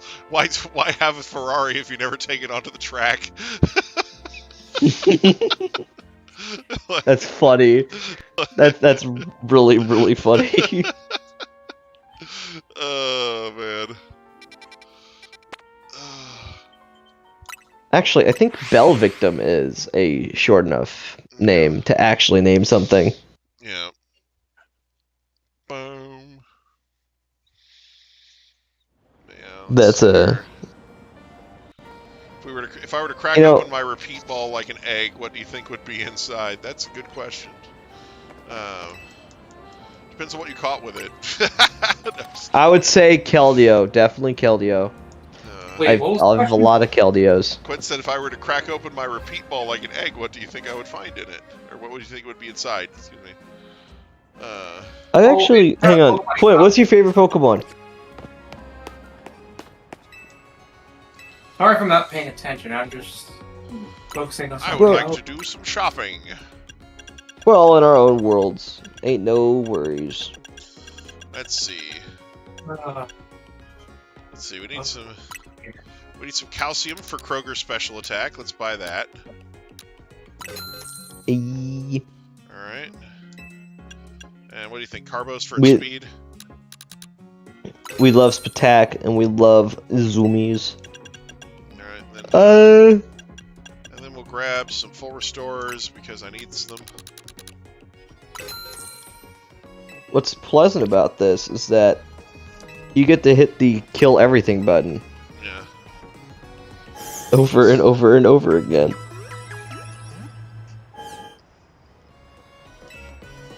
What if you just made a guy that's just all spread moves? Yeah.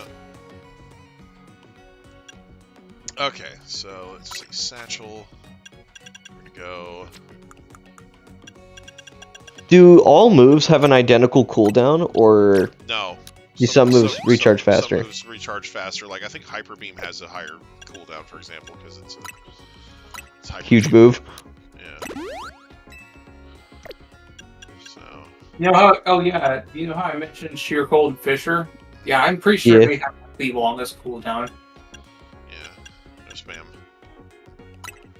spam. No sheer cold spam. That'd be really funny. Just hit it every like second or so. Alright.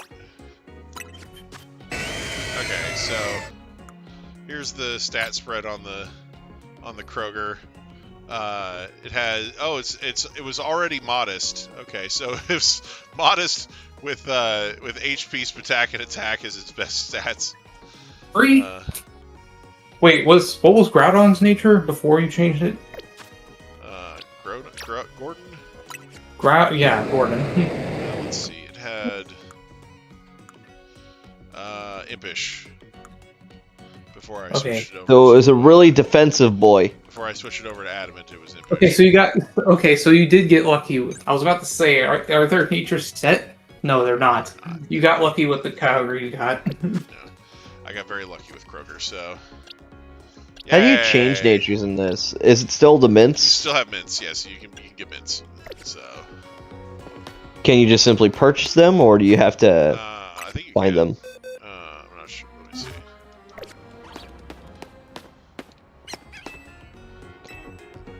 I only ask Do because some shopping.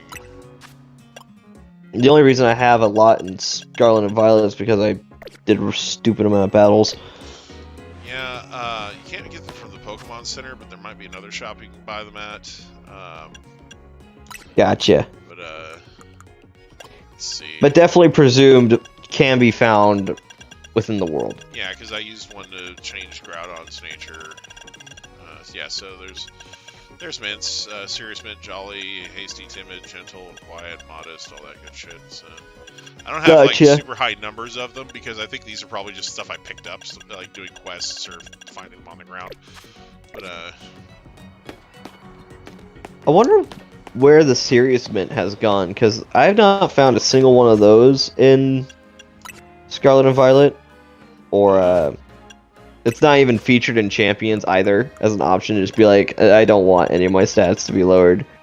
well, with Champions you can, I think, actually switch to one of the neutral natures if you really want to, but it's one of those things where, yeah, because, yeah, serious, boom. So, Oh, did you find it? Oh, nice.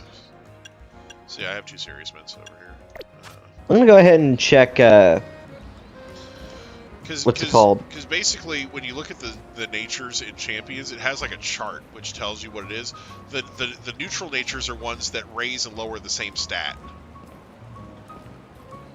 Mm-hmm. So it'll be like raises attack stat, lowers attack stat. That's why we have neutral natures, because it's natures that raise and lower the same stat, so they end up being neutral. Alright, hang on. Let me see Because this. each of the natures has one stat that it raises and one that it lowers, and that's why there's 6 different neutral natures, because they raise and lower the same stat. Sirius is the one nature that doesn't do any of it. I think Sirius, I have to look at Pokemon Champions real quick, but I think it's. I think it does have a stat that it raises and lowers because, like, so there's six different neutral natures. Hang on, if I go check summary real quick. Actually, not summary. Train Pokemon. That's the button I press. Let's see here. Take a look at stat alignment. Yeah, here we go. The. Yes, actually, yes. Sirius is in here, and Sirius raises and lowers speed. and. It says raises and lowers attack in here, Yeah, no, it's making it completely neutral, aka does not do nothing in the code wise. Yeah. It's like because I found a picture of the table, but it's basically. It's Quirky is Spadef, Bashful is Spatak, Docile is defense, and Hardy is attack. So raises lowers attack, so that's what it says on this one. so, gameplay wise, if you choose a serious nature, you don't gain or lose any stats. It's just like this is what it raises and lowers speed, so it's a wash. So. In Champions, they label in the top left, which it raises and lowers attack. Really? Interesting. Yeah, I just went ahead and checked I think it. this chart comes from Sword and Shield, so yeah. Yeah. Anyway, But there's a bunch of these neato. charts out there, but most of them have Sirius as the speed one. But anyway. I still have Some not of them found the some of them serious just mint remove from the Scarlet and five- Violet. Some of them just remove the 5 neutral natures from the chart altogether. But yeah. Alright, back to what you were originally doing. Sure, yeah. Anyway. Oh yeah. Me like the knowledge stuff. I wanted to try and get in here. Uh-oh, that looks like it's either on top of a building, It could be right. in a building, You know, or just on the outskirts of it a could just be building. right on the edge of the building. So hopefully I don't have to do anything stupid to get there. Good luck. All right. Hopefully I can just run around here. Oh wait, actually, instead of going that way, it'd be better to run this way. And I can hear it. I can hear it. I can hear it. Yep, it's there. Okay. Awesome. All right. I'm thinking of going to bed here pretty soon because I got a day of running around a theme park tomorrow. Because Oh, my yeah. siblings are like, "Oh, Yeah, Knott's Berry Farm.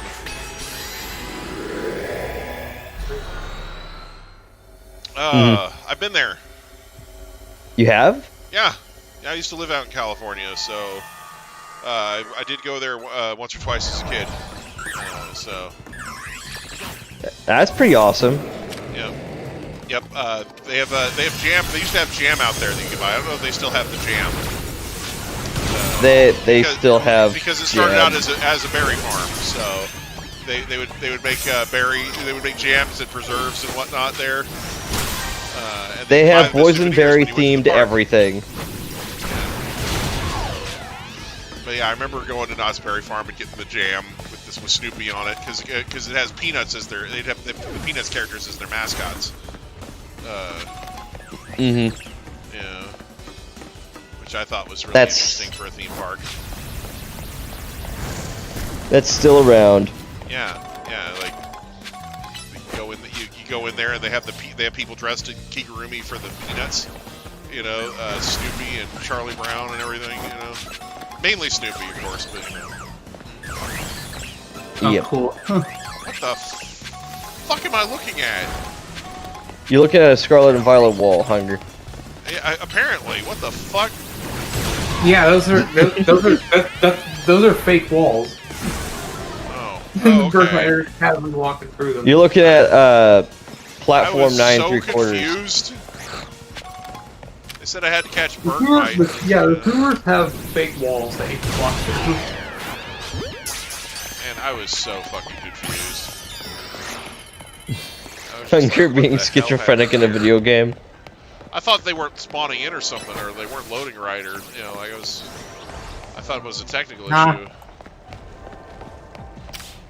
Seriously, give me the thing.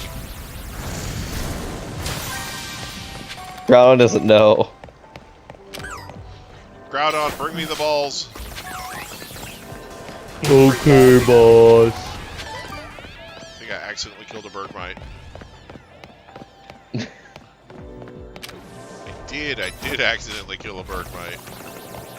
I may or may not have removed a creature. I may or may not have accidentally done lethal damage to a tiny iceberg. Also, Benny the Umbreon is here. Oh, Benny! Hi, Benny! Game Freak Walls, yeah. So good to see Benny. Always a treat. Again, the most reliable individual to have ever graced our existence. Yeah. Oh yeah, it's a fake wall somewhere, right? I don't know. Help! I'm trapped. Benny, Oh, there it is. Okay, I found the fake wall. Benny asks a question for you, Hunger. He says, "How the game going?" Game's going okay. I caught Gordon and Kroger. We are trying to amass a bunch of points in order to get the mighty Rayquaque. So, Hunger here about, so far, 14% of the way there. there it is. There's 15% right there. All right. Heck yeah. Now it's bonus ball time. Gotta find the bonus ball. I think. Yeah, no, I do gotta find that there bonus ball. Balls of bonus. Oh, there it bonus is. of balls. I see it. I've seen it to That's see him in convenient. this castle. Oh, hey, it's Crigonal.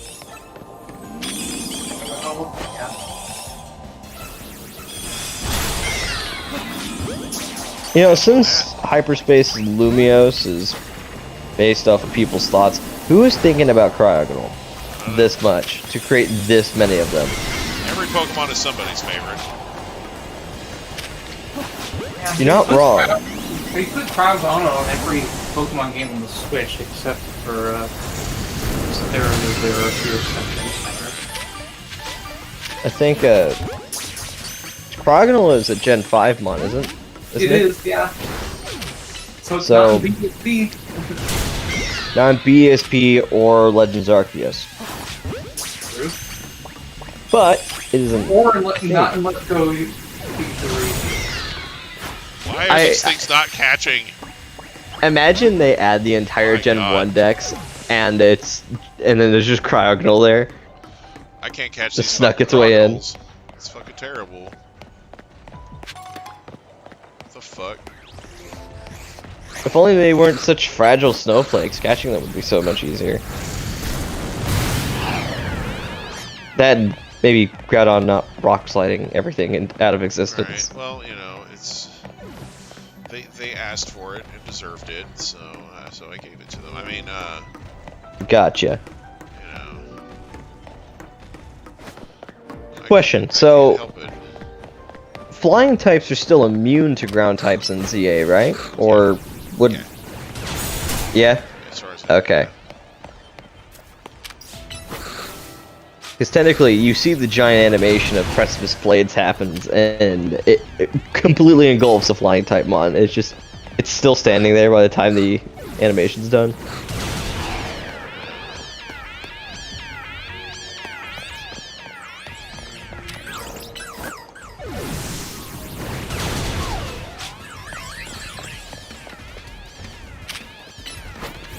Also, earlier I noticed that the distortion above the tower is gone, Yep. which I find kind of That's- interesting. That's where Darkrai was. Man, Darkrai was just hanging out there for like forever, doing nothing with its life. Just doing Darkrai things. Darkrai about it. Darkrai back. It was his party. He could Darkrai if he wants to. The ultimate edgelord. Alright. Actually, no. He's still second place to Shadow the Hedgehog. That cannot be replaced as the ultimate edgelord. These little fuckers. It's like, guys, we have a problem. Yeah, y'all seen that? We all got a Groudon here.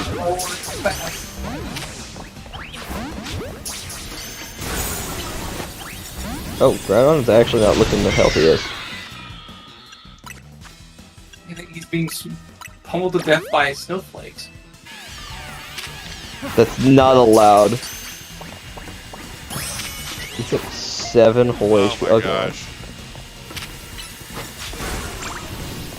Brother was actually on the brink Being of death. pummeled to death by snowflakes is what political arguments look like on the internet. Man. Everyone's got such a fragile ego. Yeah, that's the thing. People on one side call the other side snowflakes. It's like they're snowflakes on both sides. Trust me. You know, start questioning their beliefs, and they freaking melt every time, or melt down, I should say. Yeah, everything melts in Phoenix. Yeah.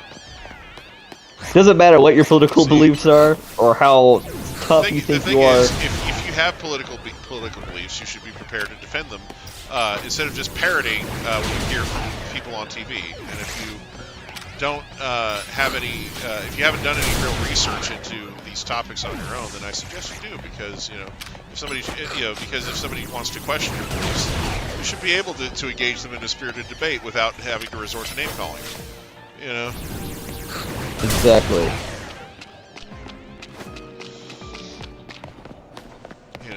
Now, and I think that's true I just about any type of belief. Like if it's important enough to argue about, then you should do enough research to be able to defend yourself in a debate. Like that's how I view it. Not to get political, but I'm a racist. I really like NASCAR. Yeah. Yeah. Okay. There we go. Yeah. Bro. No, it's funny. They for one of the Pokemon Clover updates, they showed off this. This is one that's already happened, but they had a race mini game that they had introduced into one of the post game areas, and they were showing a demo of this race video game, and I was one of the first people to comment on it. I'm like, didn't this game have enough to do with race already?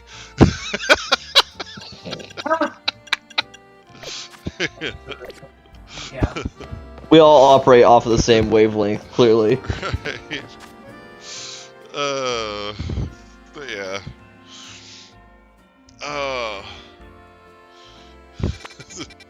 That just reminds me of the old Jeff Dunham bit with Sweet Daddy D, where he's making fun of NASCAR.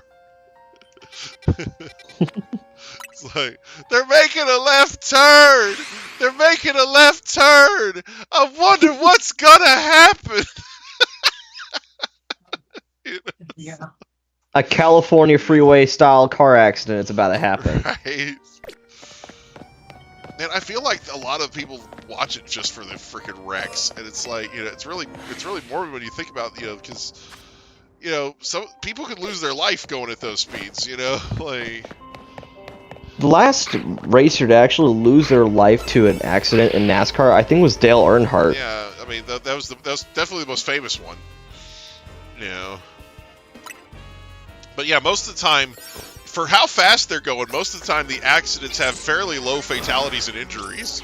Because they're normally kind of like just, bumping into each other's, it's like bumper cars a little bit. Like they're not really,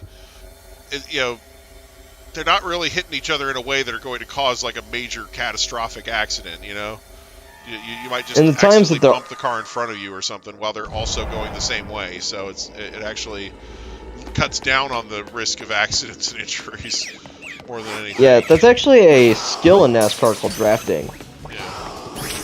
But Yeah, because people will get behind somebody and use the air resistance that the car in front of them creates to go faster. But the reason why Dale Earnhardt's was like the last accident was just after that they were like, okay, we're gonna implement these specific safety features that have been installed on some NASCARs. Yeah, they made some changes to the way that safety was handled on the tracks and everything. So yeah.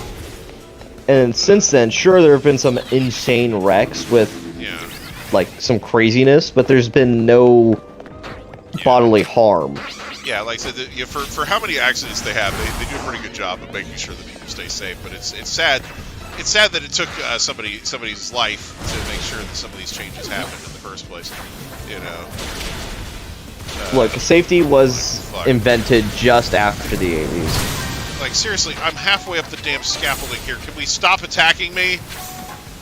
Most of Lumios was created holy fuck. before the 80s.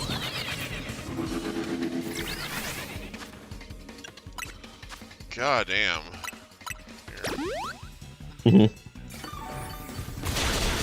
Why am I still being attacked? How far away do I have to get these fuckers off me? It's like that little kid you encountered last week that just would not let you be. Right. I'm trying. Get him. Get him, Gordon.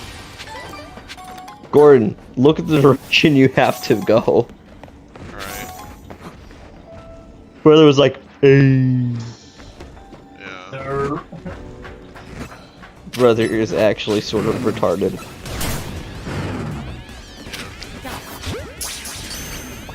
It's a mini Bones Jones. I just watched get flattened. Right. Curve stomp. Bones Jones Jr. Real quick, Dolphy, do you know what curb stomp means? Because not everyone knows this. Yeah, sort of, I guess. I know what it means, and it's gross. And I pity the people who have to go through it. Yeah. Imagine if you will, what curb stomping means is someone lines up forcefully, your teeth along the side of a curb, and then they step on your head. That's a curb stomp. Yeah, pretty much. It's like it's meant to knock teeth out. It's actually more often done to girls than it is to guys, because girls try to permanently disfigure each other when they fight. So why are women so vicious? Because if you think about it, right? From a selection standpoint, you're basically making the other girl less pretty so that you have a better chance over her from a biological perspective. Oh, I'll be chosen by a mate because she doesn't look good. So, I think they have, just a natural tendency to try and disfigure each other when they fight each other. It's kind of crazy. Man, that's a part of the reason why guns were invented. We can hopefully not go through as many steps. Guys, they're if you think about it, guys have more of a oh well, I don't want to fight to the death. I just want to prove my dominance, and then and I don't want to kill the other guy either, because humans are mostly social animals, so the guy that's fighting me over this chick could be a valuable teammate later on, so I don't want to necessarily kill him, but like I said, I feel like a lot of us guys don't have such a hard feelings towards each other. Exactly. But girls, like I said, girls are more like, nah, that bitch needs to lose an eye or something, if she's fighting me, That girl needs to become a pirate. Vicious, because if you've ever tried to break up a fight between two women, you'll notice that one of the first things they do is they get a big old handful of the other girl's hair. To the point where trying to pull them apart is literally, you're basically prying fingers out of hair. It's kind of nutty, Okay, I couldn't find the boulders to destroy for that one, so. But yeah, so I don't know. It's just Man, these thank are God just, I've not these are been just in it. spitball theories about why people do the things they're doing. You know, I don't. I'm not a psychologist or a psychiatrist or whatever. It's just kind of, you know, I feel like you'd be pretty good Quite- on the History channels and not like as a nature documentarist. yeah. I I honestly mean- don't unpack most of what you said there because it cut off at the wrong moment. Yeah, well. But we get I the was main talking- gist. Yeah, basically, I was just talking about how the when it comes, Nature. when it comes to the way that men fight versus the way that women fight with each other, I feel like there's certain differences that exist at like a biological level that determine how we fight with each other. You know, like it's like an instinct thing that kicks in that where women try to permanently disfigure each other, whereas men don't really try to do super permanent damage to each other or kill each other when they're fighting. And Is that why many men go part. bald? It's so that like their hair can't be pulled. No, it's actually a thing with it's actually a hormonal thing. Basically, certain types of hormones like testosterone, when they're overly abundant, can cause the hair follicles to stop producing. So Gotcha. yeah, it's basically a hormonal imbalance at the core of it, and like I said, it's not too little of a hormone; it's too much of one. There was a movie. I think it was Dolly Parton in the movie, but she framed it like this. She said a lot of women know that that being bald is caused by an overabundance of testosterone. And she the way she put it was the more hair you lose, the more head you get. So. Huh. But that if you guys have ever heard the Halo series, one of my favorite lines from that game, it's a scene between the Arbiter and Sergeant Johnson, and the Arbiter's like, "We must go, the brutes have our scent," and then Johnson has several different voice lines based on the difficulty of the game that range from like, "They must love the smell of green" to "They must love the smell of badass." yeah. Or one of my favorites from that scene is so they must love the smell of testosterone. Jeez. But yeah, The whole game is I ridiculous. swear. Speaking of like Halo and or Bungie, did you hear that they're canceling development I for heard Destiny 2? 2 is dead. Yeah, I heard that they're gonna kill off Destiny 2 finally. Like, Yeah, it's a little nuts because I mean after I've been hemorrhaging playing the money game. for so long with no real returns. Like, here's the problem with Bungie, right? Or well, with Halo, or not Halo, but the Destiny, excuse me. Here's the problem with Destiny in general. From what I understand, I never played the game, or the games, any of them, but from what I understand, the issue was that when Destiny 2 came out, they decided that they were gonna just freaking that's interesting.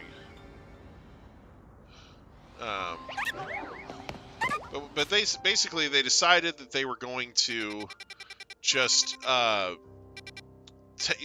they had a bunch of content that was in the first game, and a lot of the time when they went to add quote unquote new content to Destiny 2, it was just shit from Destiny 1 that people felt should have been there from in the first place, So nobody felt like they were ever getting new content for the game, As someone who's played both Destiny 1 and Destiny 2, like to their fullest, Yeah. the main problems that actually plagued the game was initially it was a purchased game. It was a purchased game where you can opt into a live service. It was cool, But then when they went free to play, it sort of became a microtransaction hell. Yeah. Where a lot of the cool items were locked behind, paywalls, or hey, you're now at a disadvantage because you did not get the latest DLC. Right. And it sort of became a problem over time, but initially, during the first batch of DLCs too that weren't too amazing, it almost died. Then during the third year of, actually not third year, the second year of the game, of a DLC by the name of Forsaken, the game sort of gotten revived, and it was really good for a very long time, because it was not yet a microtransaction hell. Yeah. And then at some point during the time of a DLC by the name of Shadowkeep, the one right after Forsaken, I'm talking things Destiny 2, just lifetime-wise. Right. It then became sort of a problem, since they went into sort of a season pass sort of ordeal, Right. because they went free-to-play. Yeah. And when that happened, they were trying to maximize the most amount of profit as possible. What's up, Mom?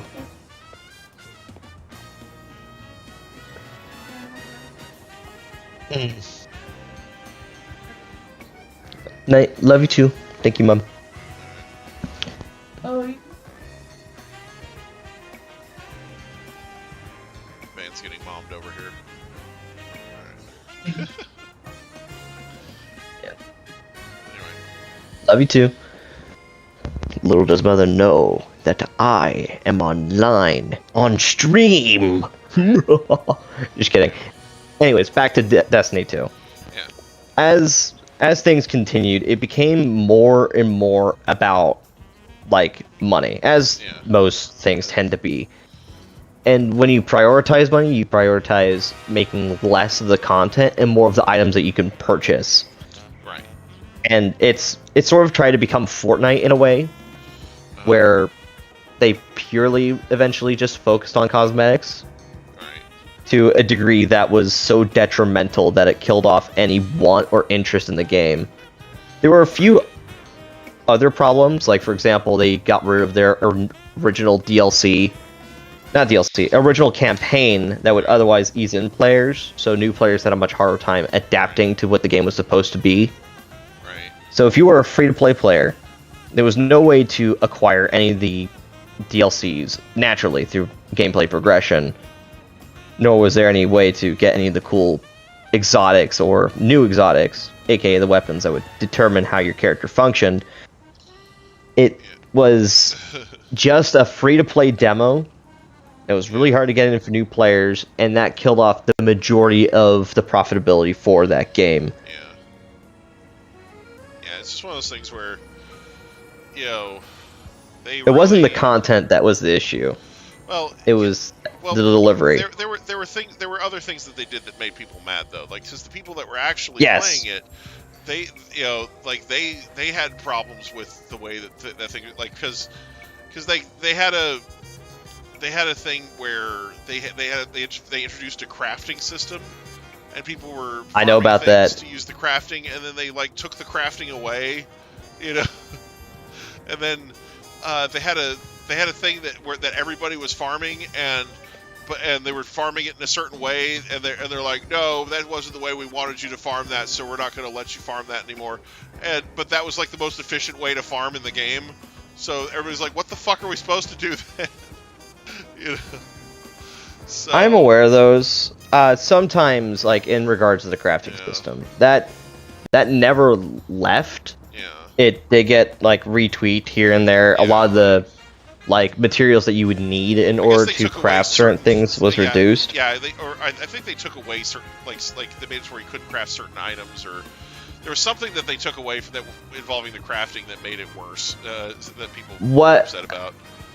What was referred to as the crafting, that was its own event that broke the entire game in its entirety and made it unplayable competitively.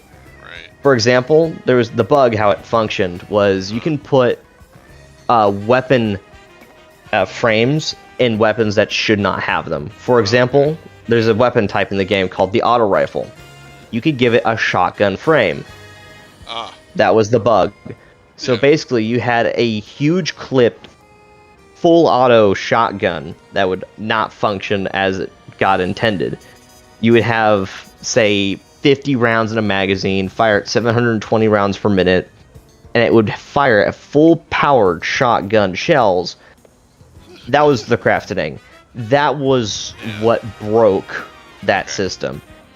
All right, You so could people, put so grenade people broke launch. the craft system, and they really liked it that way, and they unbroke it, and everybody got mad. So Yes, the people who really enjoyed it yeah, definitely really enjoyed it. yeah.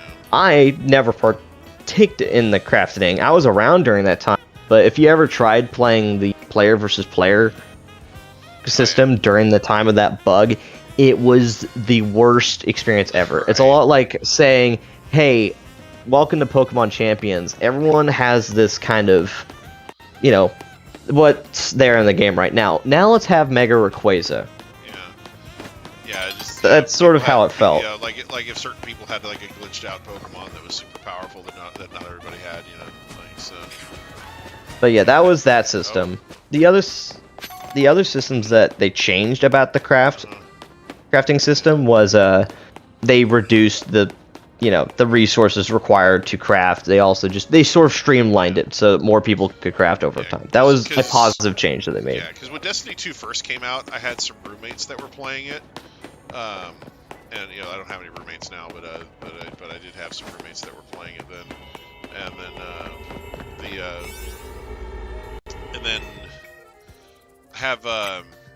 then most of the rest of what I know about it is from watching Tom Christie videos where he's bitching about it. So you know, it's just Yep.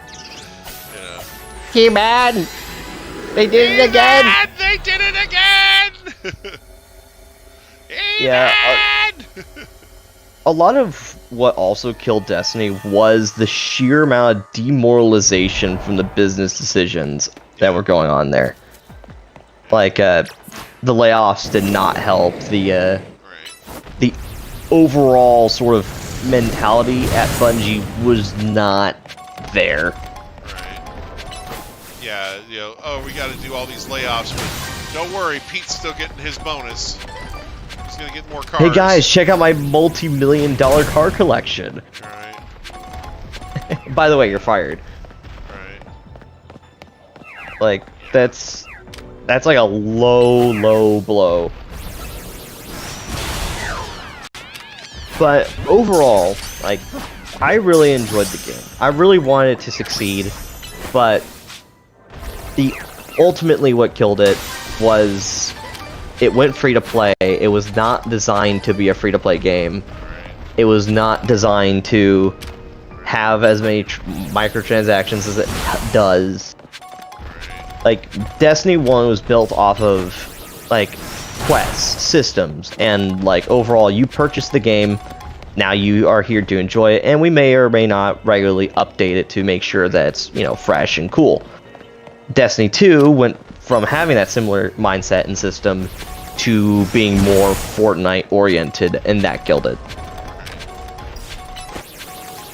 Yeah, the problem with business is that everybody always wants what other people have, and they try to implement it without understanding how the other people got there. Mm-hmm. And frankly, Fortnite got there by accident. Well, and that's the thing is like for example, you know, DC looked at the MCU and went, "Oh, we want that," but they didn't want to go through all the work that Marvel did to get there. They wanted that like tomorrow, you know. And we know. Yeah, they didn't want to do like 10 movies leading up to it. They wanted to do like maybe 1 or 2, and then they wanted Justice League, you know. So, you know, Let's also hire all the actors with a felony record. It's, it's an interesting world that we live in. But, we could hate on video games so easily. There's so many things to dislike about certain video games. Yeah. But, if there's one thing I try not to hate on video games that I've never played, for the most part. Mm-hmm. Unless they're just doing something really reprehensible, that I don't agree with. You know, that's not really related to the gameplay. You know. Speaking of hated on games, and since it's a Pokemon like, have you guys ever tried Pal World at all? I have not tried Pal World because it's not on the Switch. Ironically. It's so sad. And I refuse to play it. Yeah. Honestly, if they put it on the Switch, I'd play it. But right now, they're having so many problems with Nintendo. Yeah, I won't imagine it getting on the Switch anytime soon. Yeah, but would be funny I myself have played Pal World to its maximum, and frankly, it's almost nothing like Pokemon. The only Pokemon similarities that are in there is the fact that there's magical creatures running around. Well, a lot of the pals have like facial features and whatnot that are very reminiscent of Pokemon. Like a lot of them look like you took this part of this Pokemon and this part of this Pokemon and this part of this Pokemon and you made a new Pokemon with that. So they look like Frankenmons half the time. Not all of them, but a lot of them do look very much like they're Pokemon-inspired designs that are they just, like I said, they just took facial features and designs from different Pokemon and just made them into a new creature. You are right. There are quite a few designs that are reminiscent. As far as the gameplay, I know that the gameplay is actually more akin to Ark Survival Evolved than it is Pokemon. So I know that about it. Like it's not really like an RPG in the truest sense of the word. Like it's not a JRPG the way Pokemon is. Like I said, it doesn't play a whole lot like other. The most Pokemon thing about it is like throwing the balls and catching stuff. Yeah. Although, even if you do play the game, I think you'd find yourself pleasantly surprised that not many of the creatures are Pokemon-likes, if that makes any sense. Well, like I said, I know that not every creature is like that. Like I said, there's an awful lot of them that are, The main perpetrators I can think off the top of my head, there's just one creature that looks very similar to Cinderace, which is like a grass bunny that has like very similar shape and build. Right. There's, let's see, what else can I think of that's a Pokemon like? I can never remember any of their names. There's a pal that looks like a cross between Electabuzz and My Neighbor Totoro. I think you're thinking about the guy that carries the minigun around. Yeah, maybe. But it has like a big yellow egg-shaped body with black stripes on it, and it has that big smile like Totoro does. Yeah, that's a creature named Grisbolt, which is also pretty similar.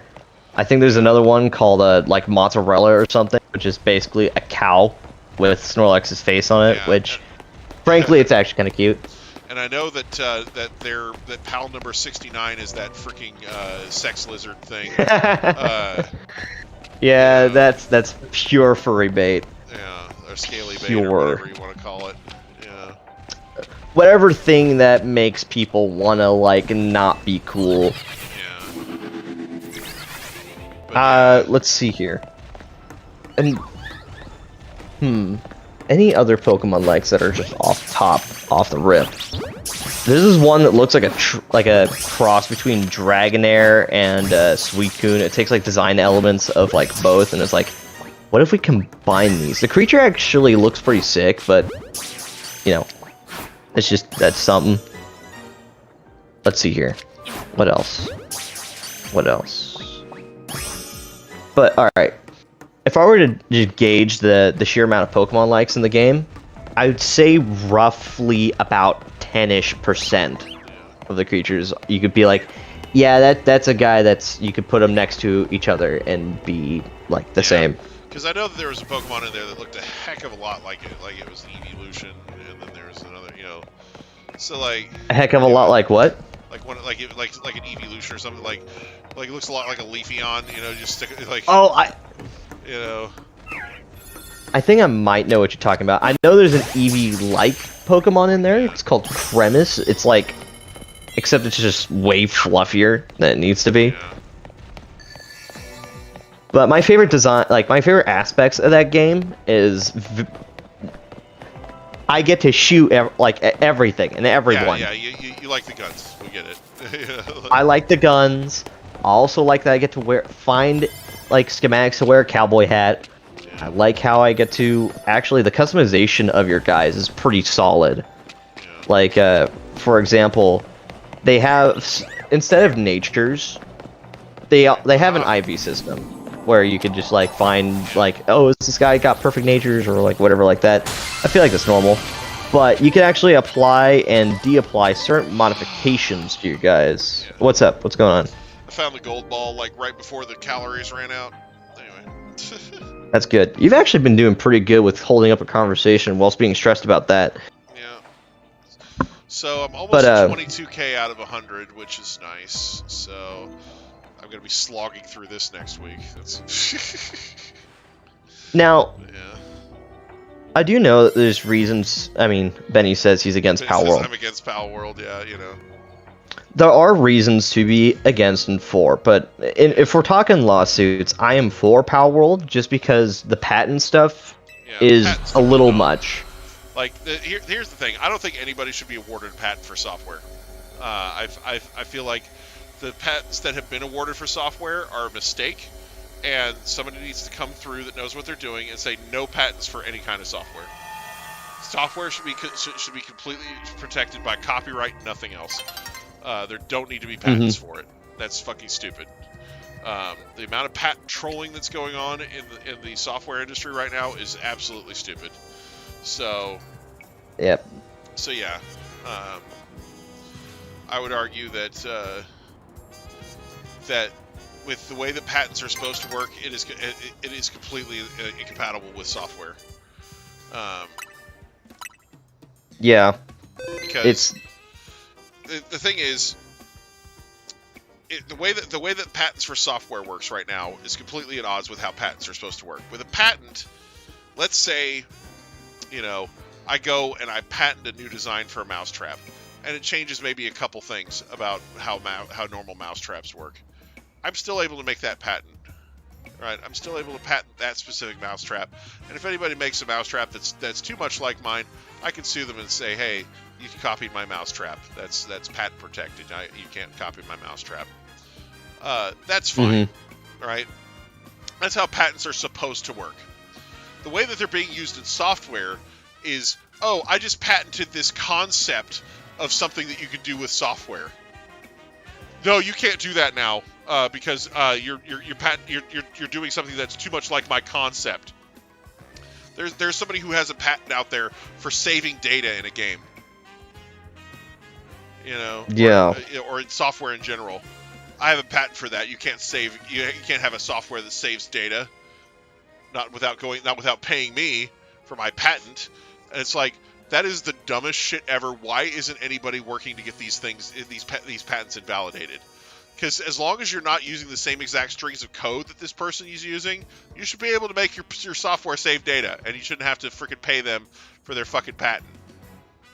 Yeah, copyright is designed to, protect those with creative integrity. So copyright is protects a fixed medium. So if you make a string of code, copyright is what protects that string of code, right? That's it. That's it. You made a string of code. Copyright protects it. Like that's literally the only protection you need and the only protection you deserve as a software programmer. You do not deserve a patent. And if you do, and even if you do get a patent on it, it does not deserve to be as broad as patents for software are being interpreted. The only reason this is happening is because we have a bunch of fucking fossils in the patent agency who don't understand how software works, and they think that and they're just doing whatever they want without having any real guidance. So we need to have some actual guidance as to how software patents are to be treated, and in reality, software patents should not exist at all, because they are not a patent for hardware, which is what the patents are designed to protect. It's hardware, not software. So I can't patent the concept of a story where somebody goes to another world. You know, I can't like that's basically this. That's basically what they're saying is oh, you can patent a concept, and it's like no, that's not okay. You know, like hmm you know, Being against like that kind of, not being against on a fundamental level. If like, I understand where people are coming from when they're not like for Power World. I understand. But you cannot also be for Nintendo because that will give them essentially the power to kill any game that they desire. Well, Nintendo was going for stupid patents like, oh, we want a patent where if you have a character and then get into a battle, a sub character pops out, that's a patent that we have. You know, it's like, do you know how many games I'm playing that aren't Pokemon right now that have shit like that? Like, you know.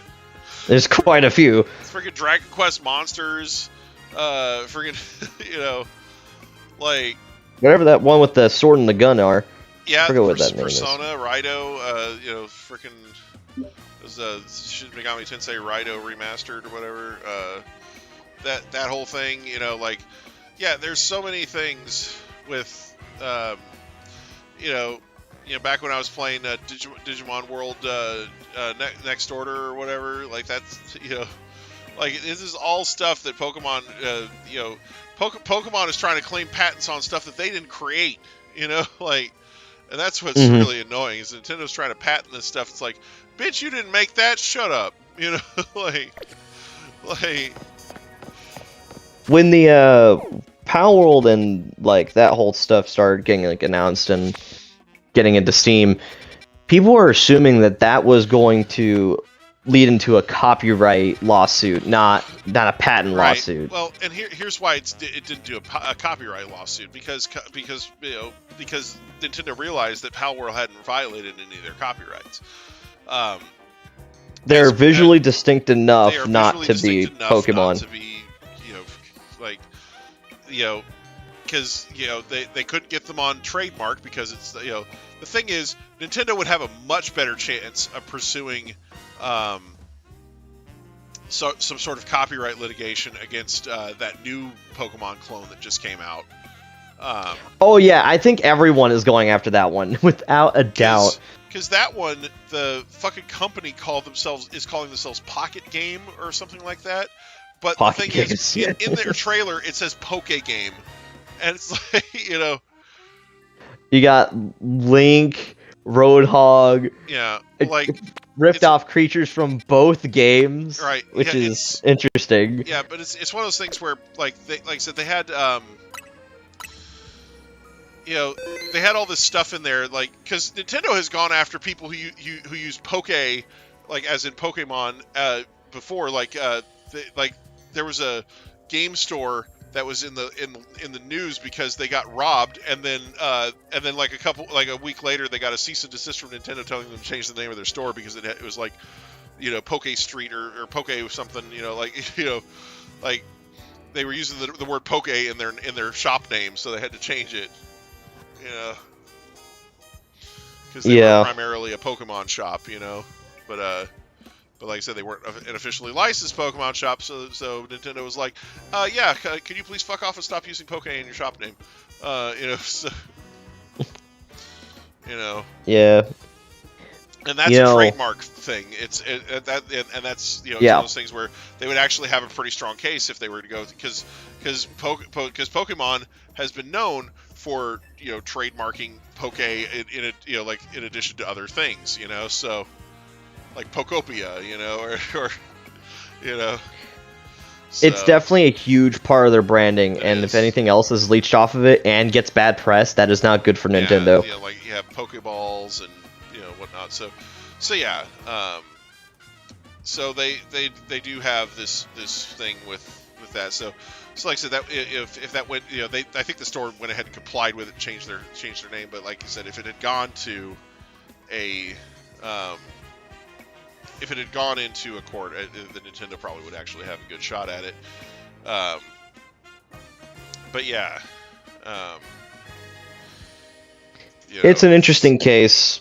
Yeah, but you know, It's a lot better than what Monster Energy does. Because Monster I actually have no Energy, idea what they do. so Monster Energy basically tries to Oh, sue I anybody totally who deserve uses the word monster in their anything. Monster Energy They has didn't- tried. Monster Energy went to Japan and tried to have over 112 different companies, including Pokemon and Digimon, change their names because they had the word monster in them. What? Okay, that's a new level of crazy that I did not Yeah. realize existed. Yeah. What? Yeah, I try to get people to boycott Monster Energy whenever possible. Like, they have had a couple of successful like trademark infringement lawsuits, but nothing that has involved video games. Like, they keep going after video games specifically, and like there was a video game that they went after, and it was like. The game had the word monster in it, right? So they went after them. They sued them to try and get them to change the game name, and the company ended up changing the name of the game that was still in development at the time to Immortals: Phoenix Rising. They got rid of the word monsters entirely, but it's because it was originally called like something Gods and Monsters, But yeah, and it's one of those things where I hate watching Monster Energy just fucking bully people for using the word monster. It's like, that's not your word. You didn't create it. Fucking stop trying to sue people for using it. You're going to lose every single one of these cases, and all you're trying to do is sap their money by making them pay legal fees. Yeah, they're not winning. Yeah. So I would. Yeah. So basically, I would encourage people to not drink their produce. Because the most recent one that they went after was a little indie company, and I can't even remember what the name of their game was, but it had the word monster or monsters in it, and Monster Energy was just going full on after them, and they're like, no, we're not going to change our name and whatnot. And I didn't ever hear what happened with that. I think Monster may have pulled out because they knew they weren't going to be able to bully them, but it was still really annoying, I think I've noticed a pattern with like why I develop certain dislikes. It's because of these lawsuits. Yeah, it's Monster Energy should not be allowed to sue anybody at this point, just because of how many frivolous lawsuits they keep bringing. You know what? Hang on. If I ever get elected, there will be a cooldown period between lawsuits. Like, if you find something is really important, you may have a lawsuit, and you may do something with it. If you win, there's no cooldown. If you lose, there's a cooldown of, like, 5 months to 6 months before you do your next thing. Because, I mean, we can't just keep suing people into oblivion. The justice system needs to breathe. Right. But yeah, no, there are certain states that have what they call vexatious litigant laws. And typically companies like this try to stay out of those states when they do their business, because vexatious litigant laws basically say if you lose a certain number of civil suits, we start penalizing you for it. Actually based. Like, because like we're not going to let you just sit there and tie up our court cases with our court system with frivolous suits like this. So yeah, it's very, very fun. But yeah. Anyway. Dolphy, I know you don't like Pal World, but I highly encourage you to give it a shot. No. And then refund it when you're done. I really do not like those kind of games. I really don't. Ah, okay. That's also another valid reason to not play the game. Yeah. I really don't like those like particular kind of like shooter games. Even if it is like a Pokemon clone game that lets you wield a gun, I really just cannot encourage myself to do it. Yeah, no, it's like I said, good. It does play more like Ark Survival Evolved than it does Pokemon. It's not like not the same type of vibe. It's definitely a very different game that may or may not raise your heart. Whereas that new thing coming out, that freaking Chinese knockoff looking thing, we got Lonk. That's its own mess. I feel like that was just put out there like hoping to get sued for copyright. I don't know. Like, it's just... I think that trailer and/or company exists on a dare. They were like, Something. dude, I dare you to get sued by Nintendo, Pal World, Blizzard. Get sued by everybody and see how many lawsuits you can rack up and just bet. Because the thing is, and we've seen that copyright laws over like character likenesses have become a lot less strict recently. Because if you look at DC, like DC Comics, they actually have a whole bunch of characters in their freaking comic library because they were able to successfully sue and steal the rights to them from other smaller comic companies. So, for example, the character in DC, Shazam, who also went by Captain Marvel at one point, that used to not be DC's guy. They sued the company that created Captain Marvel because he looked like Superman. Bruh. And they were able to successfully, win that suit, and they were basically awarded the rights to the character as compensation. So they have that character in their character catalog now because he had a resemblance to Superman, and they were able to sue over it. Which is one of the reasons why a lot of Marvel characters didn't have capes for like decades. Stan Lee must have been like a super smart guy to just be like, I don't want to deal with any of that crap over there. Because there was a lot of there were a lot of Marvel characters that in order to make sure that they couldn't be sued by DC, they just made sure that none of them were wearing capes.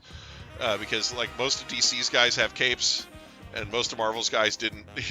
So it was kind of a thing. Now there are characters that Marvel and DC both have that are basically parodies of certain characters from the other company. Those basically exist because they know that if they get sued for copyright, they'll be like, no, this is just a parody of that character, and that's protected under fair use. So you can't steal that character, because who would want a clone of the character anyway? Like I said, it's just one of those things. Because for example, Marvel has a character that's basically an evil Superman, and his name is Hyperion.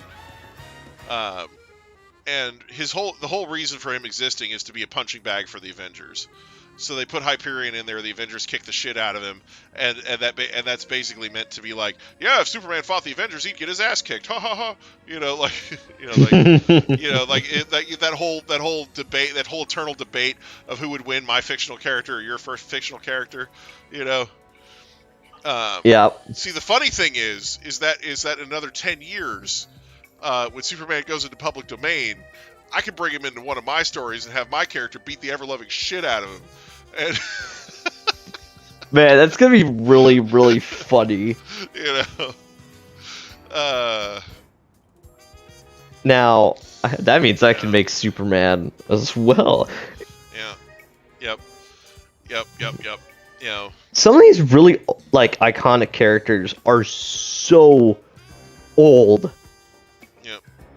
Like, it makes you wonder, like, if there's anything that's iconic that's like 200 years old, or if these characters have like a hard limit of when they just. So it's one of those things where if you want like 200-year-old characters, you need to be thinking, not like comic book characters so much, but like characters like Dracula, Frankenstein.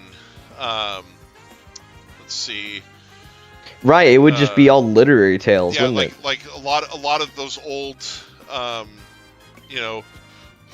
that's you think the League of Extraordinary Gentlemen.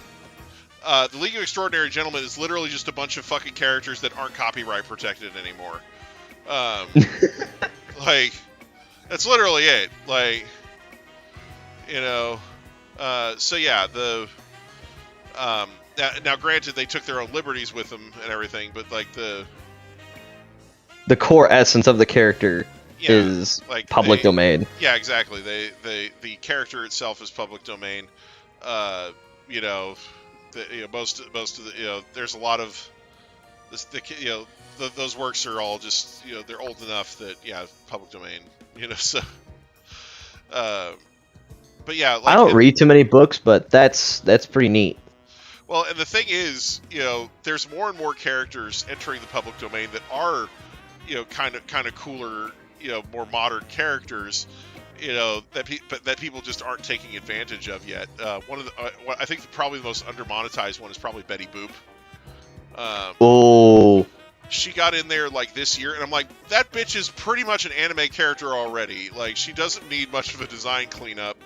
OG waifu. Yeah, she's like an OG 2D waifu, and like I'm sure there's a few people who have started capitalizing on it and starting to do, merch and whatnot. But it's like, there's a whole slew of stuff that you can do with that character, for free. Like, so yeah. That's kind of neat. Like, because there's characters like I said, there's a small group of characters that are kind of waiting in the wings where you can kind of make your own like League of Extraordinary Gentlemen, with a more modern group of characters. For example, I think Popeye's in public domain now. You got Casper the Friendly Ghost. Let's see here. Man, when will Snow White? Well, that's the thing. If you look at Disney, almost every movie Disney's ever made has been made with public domain characters and stories. So. So as long as you're not using the rendition as long of as the you're not using the official characters. Disney version of those characters, you could use a lot of those characters for whatever. Whatever reason. Or as long as it wasn't a character that Disney created for their version of the movie, like for example, like Timon and Pumbaa, in The Lion King, or something like that. Mm-hmm. Like technically, The Lion King's a bad example because it wasn't really a public domain work. It was Simba the White Lion, but But I get what you mean. Yeah, so public domain consists of all the creative work which has no exclusive intellectual property rights apply. Rights may have expired, been forfeited, waived, or may be inapplicable because no one holds the exclusive rights. Anyone can legally use or reference those works without permission. So William Shakespeare, Ludwig von Beethoven, so Leonardo da Vinci, like. So yeah, the whole thing with public domain. How old is the Three Musketeers story? That's been around for like that's an ever. Older one. It's an older French work. Let's see. The works of Jane Austen, Lewis Carroll, let's see, Edgar Allan Poe are all in the public domain worldwide because they all died over 100 years ago. Let's see here.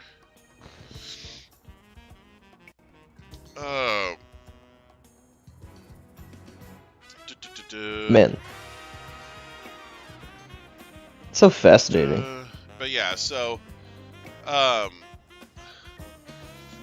there's an interesting exception to a lot of things. The copyright has officially expired for Peter Pan works by J.M. Barnes, the play Peter Pan, the Boy Who Wouldn't Grow Up, and the novel Peter and Wendy in the United Kingdom.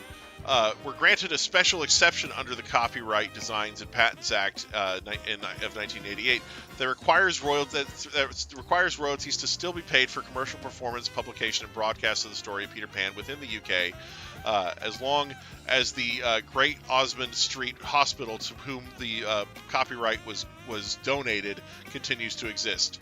In other words, That's actually kind of sweet. Yeah, the creator donated the rights to the work to an orphanage. In the hopes that it would continue to monetize the orphanage and keep it going, and so they created an exemption that requires people to still pay for it in the UK. Now, because of the way that things work in other places, you can still technically use a lot of those Peter Pan characters without having to pay copyrights if you're using them outside of the UK. But a lot of people choose to pay at the orphanage anyway. So. That's based, actually based. So yeah, So yeah, because they went with the intent of the gesture and keeping the orphanage going.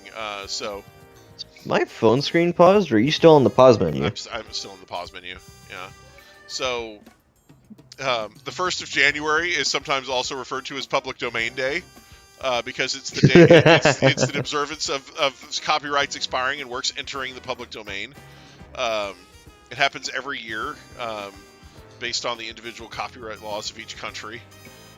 So, so yeah,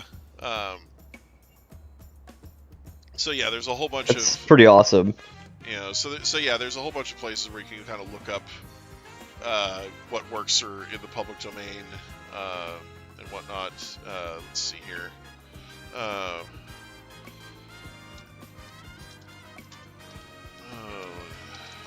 Still shy hunting this Cobalion. Here we go. So, let's see. Okay, so things that are entering public domain into in 2027. So Universal's Dracula and Frankenstein, the original black and white versions of those two movies. This would unlock their specific film aesthetics, iconic makeup, and visual character depictions. Charlie Chaplin's City Lights. Let's see here. Babar the Elephant. So originating from the French children's book, the character Babar the Elephant. The Shadow, who was a radio character. The Shadow is technically already in public domain because he debuted as a radio character in 1930, but his imagery and print magazines arrived in 1931, so the character's aesthetics and whatnot are going to enter public domain next year. Pluto from Mickey's dog from Mickey Mouse. Wow. Whose design debuted in the 1931 short The Moose Hunt. Dick Tracy will be entering public domain. And Jay Wellington Wimpy, the hamburger-loving character from Popeye. So yeah, so more of the characters from Popeye are entering. So there's characters from existing public domain works that are being added to the public domain, so that making the public domain versions of those works a little more robust, so. But yeah, so like I said, it's funny,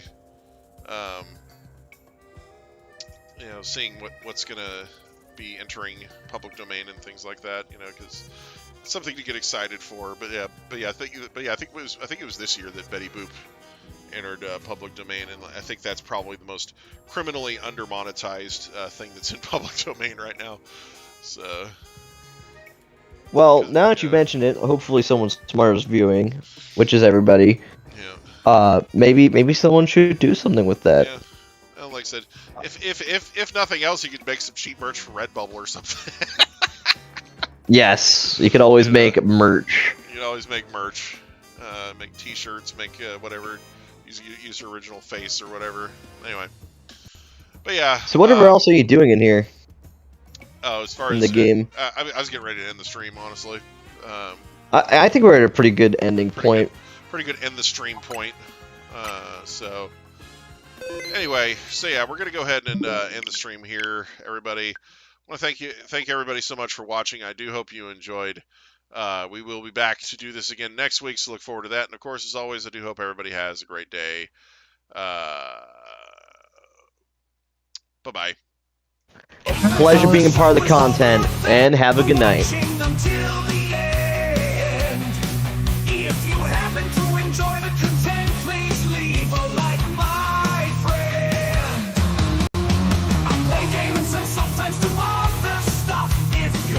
Tonight was fun.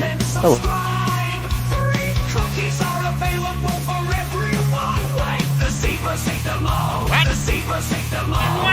Oh, was there not a cookie? How could you toy with my emotions like that?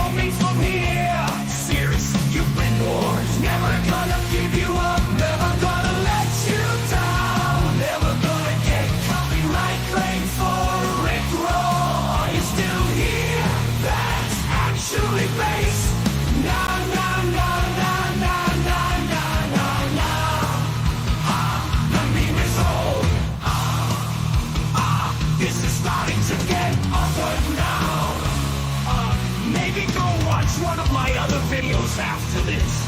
It'll be great if you're new to the channel. There's hours of content to watch. If you've been here a while, be super nostalgic. It's a win-win situation.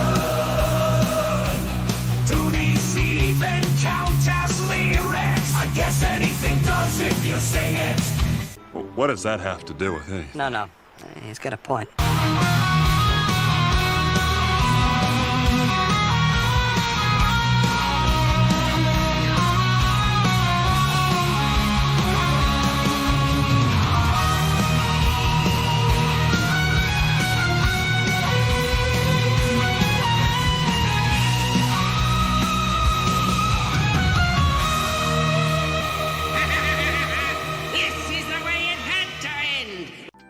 Wait, was there actually a cookie? I thought you were lying.